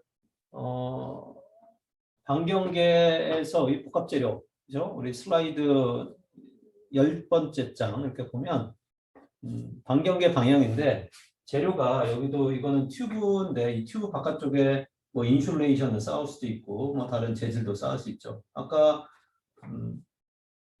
슬랩, 그러니까 1차원 평판 1차원인 경우에도 여러 개의 벽들이 있어가지고 그 벽을 따라가지고 열이 전달되는 거와 마찬가지로 이와 같이 이 이 튜브도 뭐 재질이 뭐 인슐레이션 쌌다가 뭐 쌌다가 해가지고 달라질 수 있는데요. 이것도 열 저항 개념을 사용하면 슬라이드 10장과 같이 우리가 수월하게 열량을 산출할 수 있다는 거예요. 꼭 한번 그 내용을 확인하도록 해요. 그 다음 문제가 예제 3.6인데요. 예제 3.6을 한번 보도록 합시다.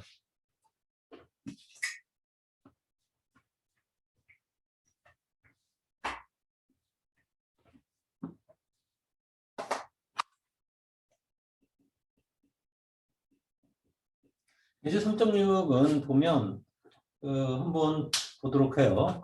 반지름 방향계에서 절연제 두께를 증가시킴에 따라 생기는 영향에 인하여 최적의 절연제 두께가 존재할 가능성이 제한된다.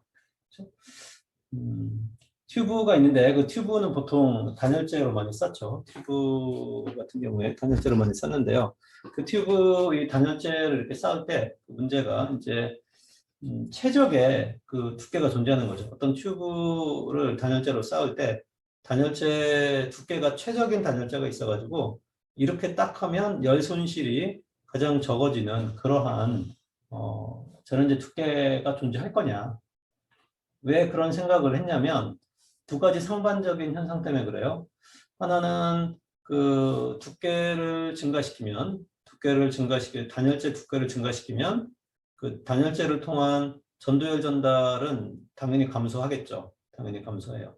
근데 대류열 전달은 어때요? 대류열 전달은 면적이 커지니까 단열재를 쌓으면 면적이 커지죠. 그 바깥쪽 면적이 커지죠. 그러니까 대류열 전달은 더 잘 일어날 수 있다는 얘기죠. 대류열 전달은 더 잘 일어나고 그 다음에 단열재 두께는 증가할수록 그 전도열 전달은 감소하고 그 뭐는 하나는 감소하고 뭐는 하나는 증가하니까 혹시 어떤 열 손실 뭐 단열재니까 당연히 열 손실이죠. 그 열 손실을 최소화할 수 있는 그런 두께가 존재할까요? 그 질문인 거죠. 더 읽어보면 지금 내가 설명한 얘기인데요. 특히 절연제를 첨가함에 따라서 전도 저항은 증가. 그러니까 전도 저항이라고 하는 것은 더멀 리지스턴스예요. 저항이 증가하면 열은 잘 안 빠져나가죠. 그래서 절연제를 두껍게 쌓으면 전도 저항은 증가하는 거죠. 저항이란 개념은 증가해요. 열 손실은 감소하는 거고. 그 다음에 대류 저항은 어때요? 대류 저항은 대류를 못 시키게 하는, 대류열 전달을 잘 발생시키지 않게 하는 건데, 이 저항, 이 인슐레이션을 쌓으면서 바깥쪽 표면적이 늘어나죠. 이제 표면적이 이렇게 늘어나면 그 전도 저항, 대류 저항은 감소하는 경우. 그래서 저항이라고 하는 개념 때문에 헷갈릴 수 있는데요. 어쨌든 대류 저항은 바깥 표면적의 증가로 인해서 감소한다. 따라서 열 전달에 대한 전체 저항을 최대로 해가지고 원 하나는 줄어들고 원 하나는 감소하니까 이걸 전체 저항을 최대로 하여 열 손실을 최소로 하는 절연제 두께가 존재할 수 있다. 그렇죠? 두께할 수 있다라고 생각을 해보는 거죠. 가능하냐? 결론부터 얘기하면 최적의 그 절연제 두께는 존재하진 않아요. 하지 않고요. 오히려 어설프게 절연제 두께를 어설프게 쌓으면 오히려 그 열이 더 많이 빠져나가는 그런 현상이 발생할 수도 있어요. 다시 얘기해서 이게 이제 이 절연제 반지름이라고 합시다. 절연제까지 반지름 다시 얘기해가지고 여기 튜브가 있고요. 여기다가 이제 절연제를 이렇게 쌓았어요. 인슐레이션 이렇게 쌓았을 때 여기까지 거리를 우리가 이 가로축으로 이렇게 나왔다고 합시다. 그랬을 때 그 절연제 반지름이 증가함에 따라 가지고 이쪽이 이제 Q로스인데요. Q로스가 이렇게 되면 되게 좋죠. 이렇게 되면 이게 이제 이게 Q로스가 최소인 뭔가 반지름이 존재한다는 얘기죠. Q로스가 최소인. 근데 이런 현상은 발생하지 않고요.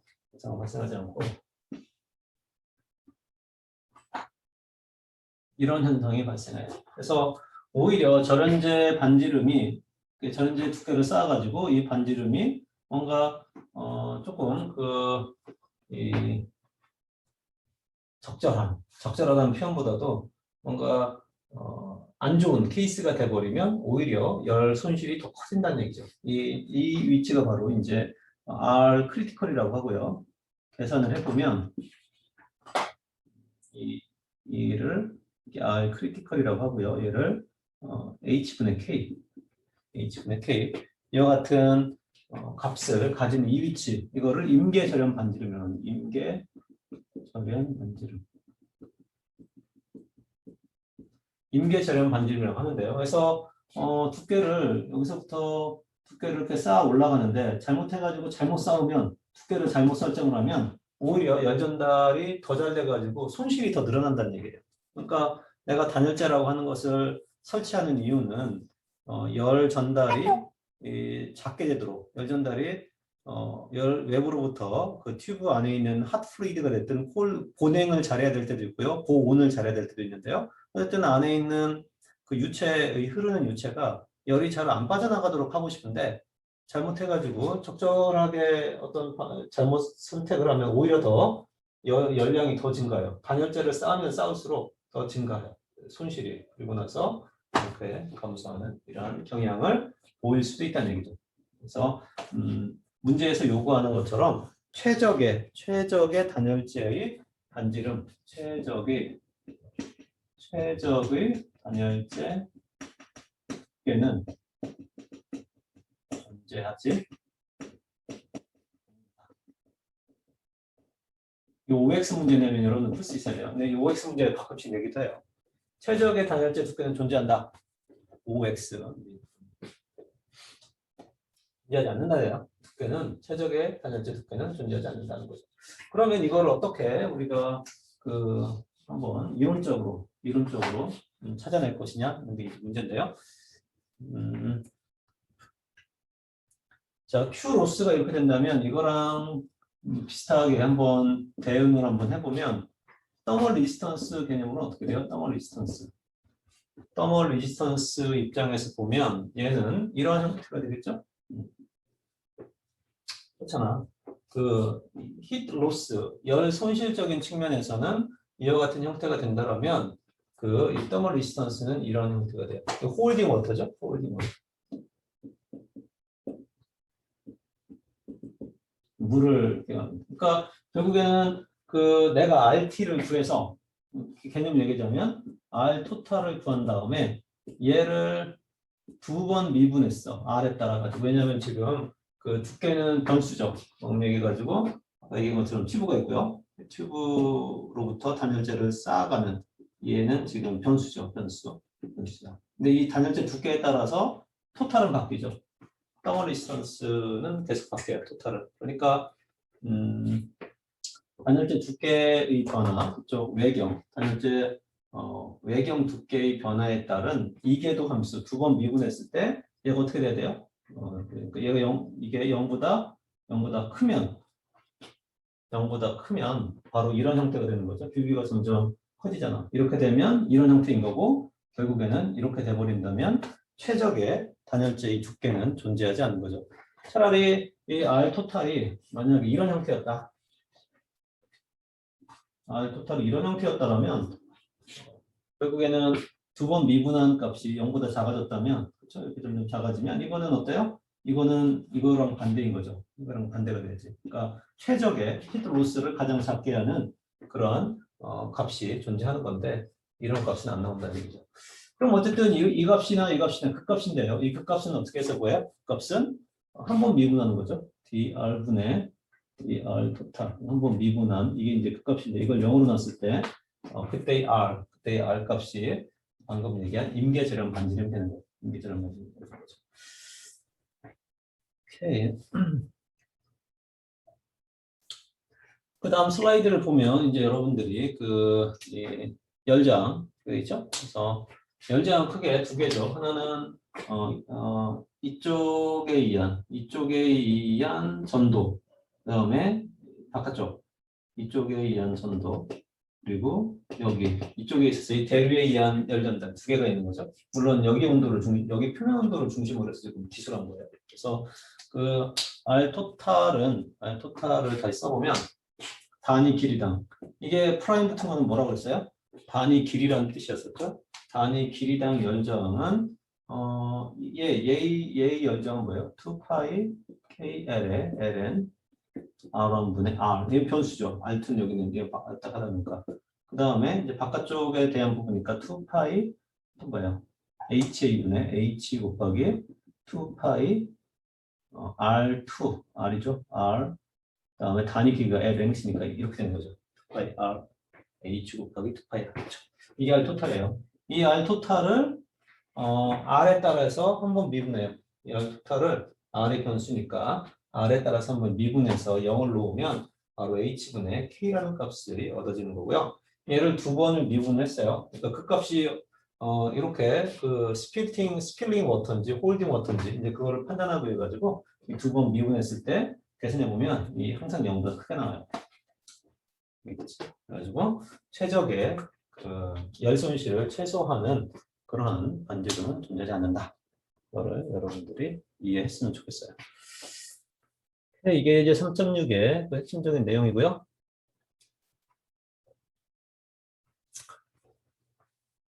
지금 이 시간이 12시네요.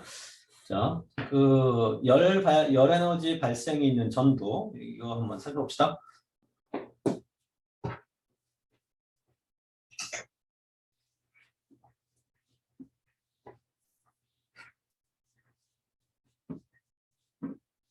지금까지는 그 열 발생이 없었어요. 지금까지는 우리가 열 발생이 없는 그러한 경우를 살펴봤는데 열 에너지 발생이 있는 전도에 대해서 말해봅시다.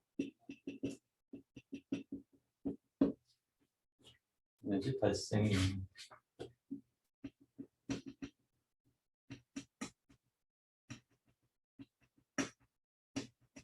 에너지 발생이 있는 전도. 그렇죠? 그러니까 그 라운드 x제곱분의 라운드 제곱 t 1차원이라면 q분의 k 물론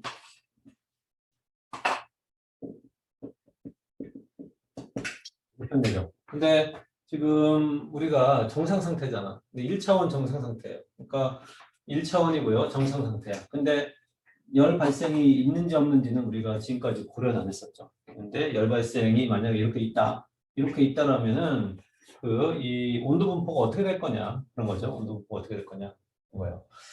한번 상식적으로 한번 생각해봐요. 어떤 온도를 두 번 미분 이건 상수죠. 그래서 Q 도트라고 하는 것은 와트 퍼 미터 세제곱이지만 어떤 상수예요. 상수. 그래서 어떤 거를 두 번 미분을 한 값과 이 값을 도해서 0이 되려면 이 t는 0이 되면 안 돼. 1차 함수면 안 돼. 이게 t가 만약에 1차 함수였으면 이게 0이 되니까 열 발생이 없는 경우죠. 그래서 뭔가를 두 번 미분을 했을 때 상수가 나와야 돼요. 두 번 미분해서 상수가 나와야지만 이거랑 없어져가지고 0이 되겠죠. 그러려면 어떤 거를 두 번 미분해서 상수가 되려면 어떻게 돼요?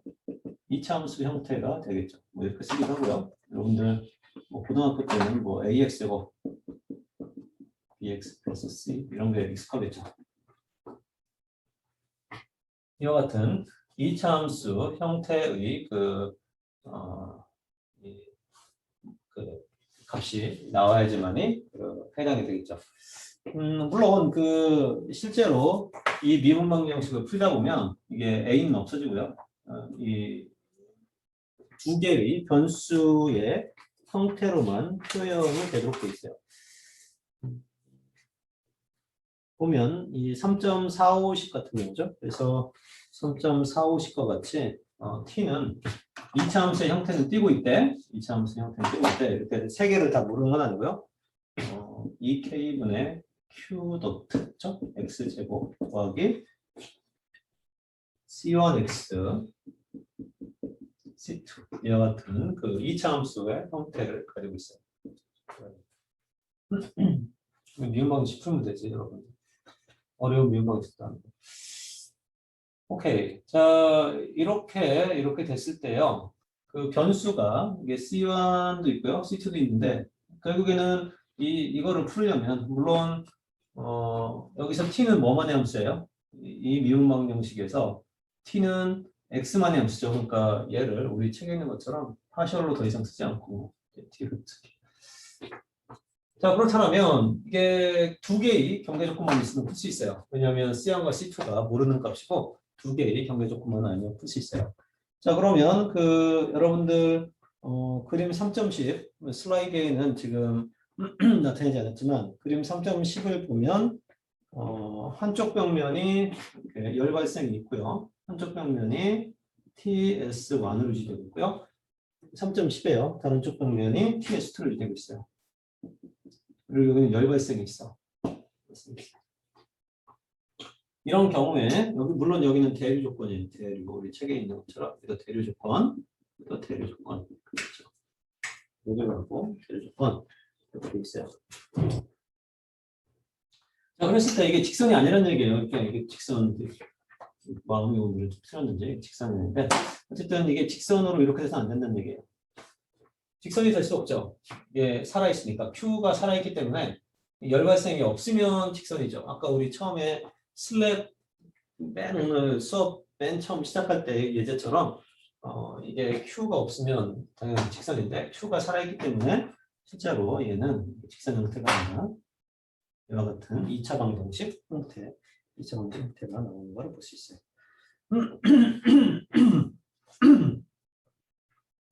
그래서 이 슬랩이 이렇게 직선의 온도 구배가 안 나오고 온도 형태가 안 나오고 이렇게 그 2차 함수 형태로 나오면 이런 경우는 여러분들이 열 발생이 있구나 그렇게 생각하면 돼요. 안에 열 발생이 있구나. 열을 식혀주거나 열 발생이라는 건 꼭 열이 발생되는 것만 아니에요. 열을 자꾸 뺏어주는 것도 열 발생이 있는 경우에 마이너스가 되는 거죠. 지금 얘기는 마이너스가 이런 거고요. 이게 Q가 뺏기면은 이런 식으로 되겠죠. 이런 식으로. 그래서 여러분들이 이런 슬랩의 내부 온도의 그 변화가 내부 온도의 변화가 직선의 형태인지 곡선의 형태인지에 따라 가지고 이와 같이 오히려 열 발생이 있는지 없는지도 여러분들이 생각해 볼 수 있다는 거죠. 그 옆에 있는 건 아주 특수한 경우에요. 이렇게 슬랩이 있고요. 열 발생이 있어요. 열 발생이 있는데 여기도 온도가 TS로 똑같고요. 여기도 온도가 양쪽이 똑같아.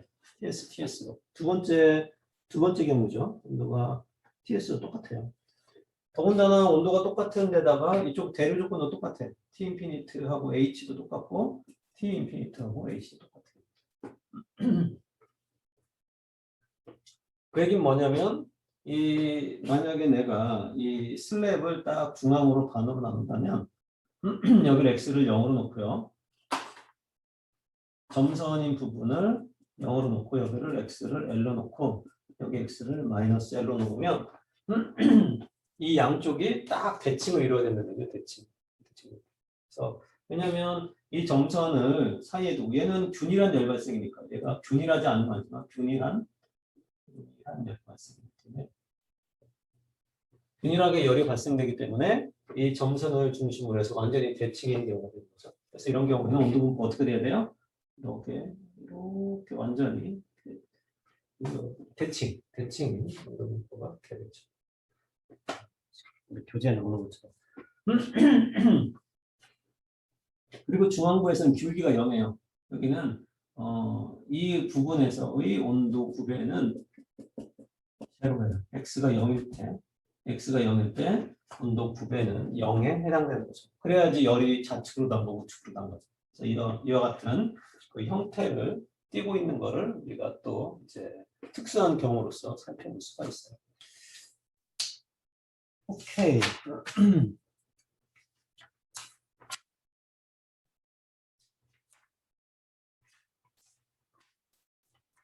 뭐 몇 가지 그 예제가 있긴 한데요.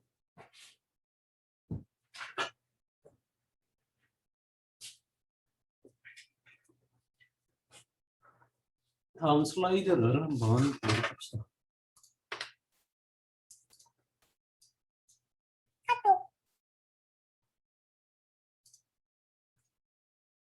자, 이제 1차원 열전도 요약 테이블. 이게 이제 오늘의 제일 중요한 이 슬라이드 중에 하나인데요. 열발생이 없는, 물론 지금 열발생이 있는 걸 해봤지만 대부분 열발생이 없는 1차원 정상 상태 열 방정식에 대한 해 이렇게 돼 있어요. 그래서 평면벽이 있고요. 그다음에 원통형 벽이 있고요. 구형벽이 있어요. 구형벽은 여러분들 식이 어디서 나오냐면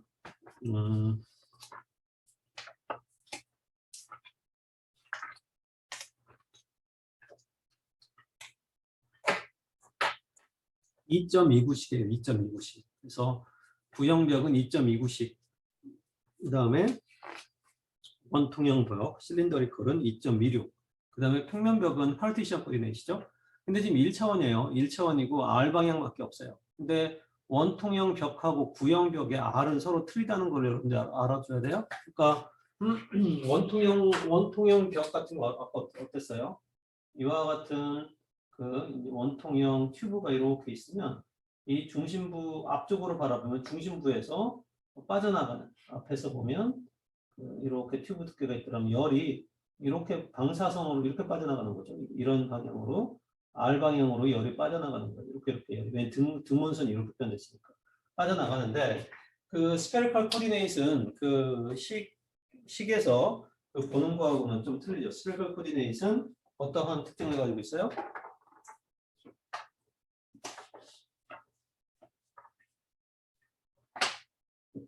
스페리컬 코디네이션 철저하게 이제 공이죠.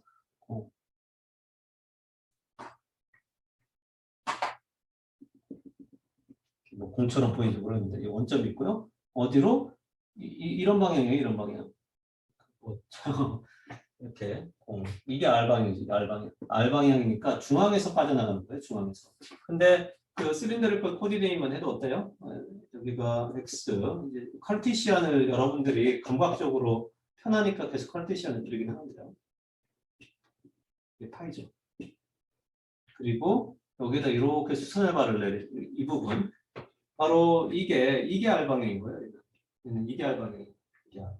그 칼티시안 코디네이트는 여기 이게 이 G축으로부터 이 점까지 방향이 R 방향인 거고 그 다음에 스페리컬 코디네이트는 원점으로부터 방사선으로 빠져나가는 여기다가 빛을 놨을 때 빛이 사방으로 퍼져나가죠. 사방으로 퍼져나가는 그 방향이 바로 스페리컬 코디네이트는 R 방향인 거예요. 그래서 2.29식을 봤을 때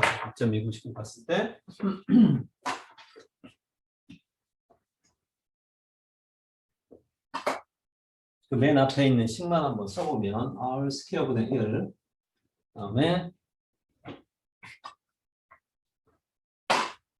라운드 R분의 라운드 R 스퀘어분의 1에 라운드의 KR 제곱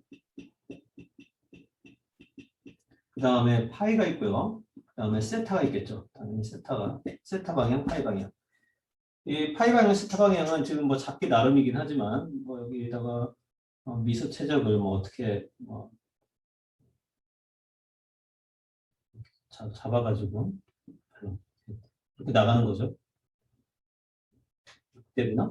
그래서 미소 최적이 나갔을 때 이 위에서 아래로 가는 방향이라든가 앞에서 옆으로 돌아가는 방향 이런 방향. 이게 이제 위에서 아래로 돌아가는 방향이나 이게 세타, 이게 파이인 거죠. 그래서 여러분들이 뭐 상상력을 좀 발휘해 보도록 해요. 내가 미스를 받았을 때 방사선, 빛이 빠져나가는 방향은 R 방향이고요. 왼쪽으로 돌아가든가 위에서 아래로 곡면이 이렇게 돼 있잖아. 이렇게 돼 있잖아. 곡면이 이렇게 돼 있고 90도인 부분이 이렇게 돼 있지. 그래서 그 부분이 세타하고 파이인데 이거 해당되는 이쪽 방향으로 이 열 전달량은 없다고 보는 거죠. 그래서 이게 0인 거죠. 그래서 이걸 풀어야 되죠. 이게 0이면 이게 이제 상수가 되는 거고요. 이게 상수니까 R제곱분의 상수. 그러니까 얘는 K R제곱의 라운드 R분의 라운드 T가 콘스턴트죠. C1이라고 하면 라운드 R분의 라운드 T가 K R제곱분의 C1이에요. 그러면 어떤 거를 미분을 해서 R제곱이 나오는 것은 이거는 X분의 1인가요? R분의 1인가요? 이런 형태의 적분이 되는 걸, 이거 적분 여러분 적분 잘 하잖아. 고등학교 때 많이 했을 거 아니에요. R분의 1, 뭐 이런 형태의 그 솔루션이 나오는 거를 볼 수 있겠죠. 그래서 아까 여기 보면 그 왠지 솔루션들이 다 R분의 뭐 이렇게 돼 있죠? R분의 뭐 이렇게 돼 있어요. 여기는 ln이 나올 수밖에 없어요. cylindrical coordinate은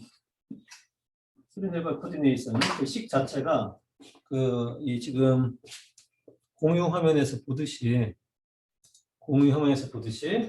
R분의 라운드 T가 이제 상수해야 되는 거죠. 상수해야 되니까 라운드 R분의 라운드 T가 R분의 C잖아요. 어떤 거를 미분해서 R분의 C가 되려면 T는 무슨 형태가 돼요? ln 뭔가 R분의 뭐 어쩌고 저쩌고 이런 형태가 돼야 돼요. 그렇죠? ln R 형태가 돼야 돼. 그러니까 내추럴 로가리즘이 이제 아까 들어가는 거가 이제 실린드리컬 코디네이션 때는 내추럴 로가리즘이 들어가는 거죠.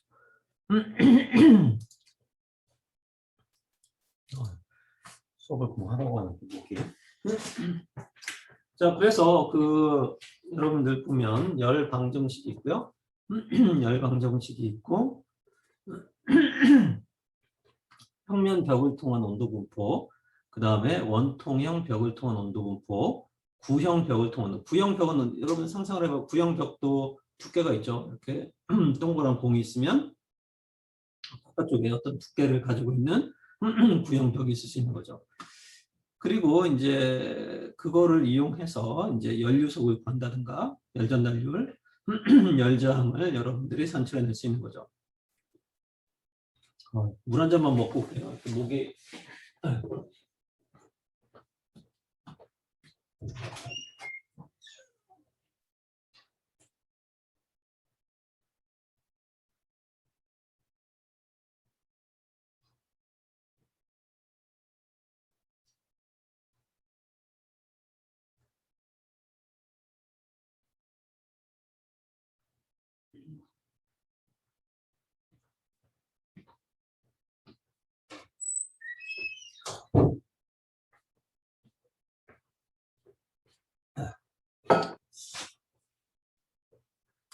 자, 그래서 이와 같은 값들을 산출해낼 수 있는데요. 우리가 지금까지 쭉 해본 것 중에 많이 해본 거는 이제 평면벽 해봤죠. 평면벽에 KA분의 L은 외워라. 그렇죠. KA분의 T, KA분의 L. 그 다음에 원통형 벽도 외우라고 그랬어요. 2파이 KL분의 Ln R1분의 R2. 그렇죠? 그 다음에 구형벽은 뭐 이렇게 우리가 자주 쓰는 건 아니기 때문에 구형벽의 열저항까지는 외울 필요가 없어요. 그러니까 여러분들이 열 저항값만 외우면 열 전달률은 이 쉽게 계산할 수 있는 거죠. 온도 차만 거기다가 열 저항을 알면 온도 차만 분자로 해주면 열 전달률을 구할 수 있고요. 연료수는 에어리어를 나눈 값이니까 여러분들이 열 저항만 외워두면 다른 값들은 손쉽게 다 찾아낼 수가 있는 거예요. 그래서 이거를 열 저항을 꼭 외워둬라 그렇게 얘기를 했어요. 이거는 이제 조금 나중에 이제 뭐 다음 시간에 조금 할까 이렇게 생각했는데요. 시간이 조금 남아가지고 설명을 좀 하고 마무리 짓도록 합시다. 확정 표면에서 이 열 전달이라는 게 있어요. 그래서 이 부분이 또 굉장히 많은 3장에서 중요한 영역을 차지하고 있는데요. 확정 표면이라고 하는 것은 여러분들 슬라이드 A에서 보는 바와 같이 이러한 평면 벽이 있고요. 평평한 벽이 있죠. 그 다음에 오른쪽은 이 평평한 벽에다가 이와 같은 구조물을 이렇게 설치를 했어요. 뭐 구조물이라고 해서 뭐 이렇게 되게 그런 표현인데 이거 보통 핀이라고 해요. 핀. 그래서 핀이라는 거를 설치를 해서 열 전달율을 높이기 위한 그게 바로 이제 핀이죠. 그래서 방금 이러한 이 벽면, 이렇게 벽면이 있더라면 이쪽 벽면을 통한 열 전달은 HA, TS분의 T, 뭐 인피니트, 대열전 이렇게 될 텐데요. 만약에 이쪽 면에다가 내가 이와 같은 구조물들, 좀 2차원으로 그린 이와 같은 구조물들을 내가 이렇게 설치를 했다면 면적이 어땠어요? 면적이 늘어났죠. 이 면적에 비해 가지고 입체적으로 그리면 입체적으로 좀 그려보면 어떻게 어쨌든 이 앞에서 갔다 갑시다. 딱 수직으로 갔다가 핀 두께가 너무 두꺼워가지고 좀 이상한데 이런 것들을 설치했다 갑시다. 그러면은 이 이거에 비하면 면적이 이만큼 증가했죠. 물론 이만큼하고 여기 합친 것도 똑같으니까 위하고 아래만큼 면적이 다 증가를 했어요. 그랬을 때는 똑같이 이것도 열 전달은 HA에 TS 빼기 T 인피니스 할 텐데 이게 어때요? 이게 늘어났죠. 그래서 이 에어리어를 늘림으로써 열 전달량을 증가시키는 이와 같은 일들을 많이 하는데 이거를 바로 뭐라고 한다? 확장 면적이라고 하기도 하고요. 여러분들 핀이라고 들어봤을까요? 핀이라고 많이 해요.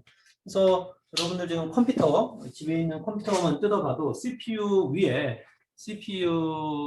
열을 잘 제거하기 위한 그러한 구조물들이 있는데요. 거기 보면 이와 같은 핀의 형태로 돼 있어요. 근데 이 핀을 설치를 하면 그럼 면적이 증가하는 만큼 열 전달이 그만큼, 그러니까 면적을 내가 2배로 늘리면 열 전달률도 2배로 늘어나냐? 그렇진 않아요. 그러니까 여기 슬라이스 보는 것처럼 내가 면적을 이거를 2배를 설치했다고 해가지고 이 면적이 열 에너지가 열 전달량이 2배가 되진 않아요. 왜냐하면 이 온도 TS가 변해서 그래요. T 인피니트는 똑같지만 여기는 이 점점 갈수록 온도가 점점 낮아지지. 그러니까 여기 예를 들어서 여기가 100도였어요. 그리고 공기 온도가 10도였어. 근데 여기하고 여기 포텐셜은 90도야.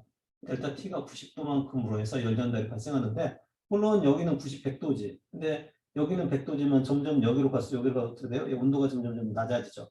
온도가 점점 낮아지니까 실제적으로는 내가 에어리어를 2배를 했다고 해서 열량이 2배가 증가하지 않는다. 왜냐하면 얘가 이 온도 포텐셜이 점점 이 핀 유체로 이쪽 베이스라고 하는데 멀어질수록 온도가 유체 온도에 가까워지는 거죠. 그러니까 10도인 유체 온도에 가까워지고 그래서 핀을 설치를 했을 때 그 면적의 배율만큼 증가하진 않는 그런 특징은 또 가지고 있어요. 뭐 그래도 그만큼 아니라도 그걸 핀 효율이라고 하는데요. 핀 효율이 뭐 60%다. 그러면 내가 면적을 2배를 했으면 이 2배까지는 아니어도 그 증가한 면적의 60% 정도는 더 연령을 내준다. 이제 그런 개념이 이제 여러분들한테 설명을 할 거예요. 그리고 이와 같은 그 다양한 확장 표현들이 또 실제로 존재하죠. 그래서 여러분들 뭐 집에 있는 그 에어컨 뜯어보면 그 에어컨디셔너 이제 쓸 일이 이제 조금 있으면 올 텐데요. 이렇게 뜯어보면 이렇게 관 안쪽에는 냉매가 흘러가고요. 관 바깥쪽에는 공기가 지나가는데 이와 같은 형태의 그 핀들이 설치되어 있는 것을 볼 수가 있어요. 이것도 당연히 이 핀들이 없이 공기만 지나가면서 이 관을 접하는 것보다 이와 같은 이 핀을 통해서 면적이 넓은 면을 지났을 때 훨씬 더 열 전달량이 좋기 때문에 이렇게 설치하는 거죠. 라디에이터 같은 것들도 여러분들 뭐 자동차에 있는 학생들은 모르겠지만 앞에 그 냉각수를 식혀주죠. 엔진에서 나온 뜨거운 그 물을 라디에이터를 거쳐서 나오는데 라디에이터 대표적인 열교환기인데요. 거기도 보면 굉장히 많은 핀들이 설치되어 있는 것을 볼 수 있어요. 이왕 말이 나온 김에 여러분들 이거 설계학점이 1학점짜리예요, 여러분들. 설계학점 1학점짜리이기 때문에 설계를 해야 되는데 둘씩 한다고 그랬죠. 둘씩 짝을 지어서 할 테니까 미리 조금 그 설계 문제를 아직 내진 않았지만 설계 뭐 열교환기 조금 배우고 나서 해야겠지만 그래도 그 사전에 좀 조사를 해가지고 진행을 하면 수월하게 할 수 있을 것 같아요. 어쨌든 우리가 이 열교환기를 설계하든 뭐 이런 것들을 설계하든 뭐 이런 핀들이 이제 그때 많이 나오니까 여러분들이 고려를 좀 해야 될 사항들이죠. 그래서 확장 표면도 이와 같이 다양한 형태. 이거는 뭐 네모 형태. 이거는 이 삼각형 형태인데 면적이 x 방향에 따라서 계속 달라지고 있죠. C도 면적이 x 방향에 따라서 계속 달라지고 있어요. D도 마찬가지고. A 같은 경우는 이 핀 효율이라든가 열량을 구하기가 되게 쉬운데 이렇게 길이 방향으로 핀의 방향으로 면적이 틀려지는 경우에는 상당히 또 핀 효율이나 그런 걸 구하기가 쉽진 않아요. 그래서 우리가 이제 핀에 있어서 또 전도하고 대류 현상을 고려해가지고 아까 얘기한 핀 효율, 핀 효율이라고 하는 것은 방금 얘기한 것처럼 내가 그 면적을 늘렸을 때 그만큼 다 증가하는 건 아니고 그 핀 표면의 온도가 점점 그 핀과 접하고 있는 유체의 온도가 가까워지기 때문에 그 면적이 증가만큼 그대로 효과는 못 낸다는 얘기죠. 그랬을 때 그러면 어느 정도의 그래도 면적 증가에 의해서 어느 정도의 그 열 전달 효과가 있느냐. 그게 바로 이제 핀 효율 얘기할 수 있어요. 그래서 다음 시간에는 그 우리가 이 핀 효율까지 해서 그 3장을 조금 마무리 지으려고 해요. 조금 그 늦게 시작하고 뭐 조금 일찍 끝나는 감이 있는데요. 그 목요일 날 수업을 하다 보니 이게 금요일 수업이 되면 이게 더 체계가 잘 잡히고 더 빨리 끝나는 것 같아요. 목요일 날은 또 한참 좀 어버버하긴 한데요. 어쨌든 그 오늘 그 열전달 한 2시간 가량 좀 했었는데요. 핵심을 조금 얘기해 보면 첫 번째 여러분들이 그 아까 그 마지막에 보여준 테이블 있죠. 1차원 정상 상태 열전달인데 그 중에서도 평면일 때, 그 다음에 실린더일 때, 그 다음에 구형일 때 그거에 대한 내용을 좀 파악을 해두고요. 그 다음에 열장이라고 하는 개념을 우리가 도입을 했었어요. 그래서 열장이라는 개념, 그 R이라고 하는 것은 온도 포텐셜 분의 열량 그렇게 우리가 정했는데요. 이와 같은 열장 개념을 사용을 하면 보다 복잡한 다 여러 개의 열전달 현상이 서로 섞여 있는 그런 것들을 조금 수월하게 해결할 수 있는 어떤 그러한 좋은 툴이 되는 거죠.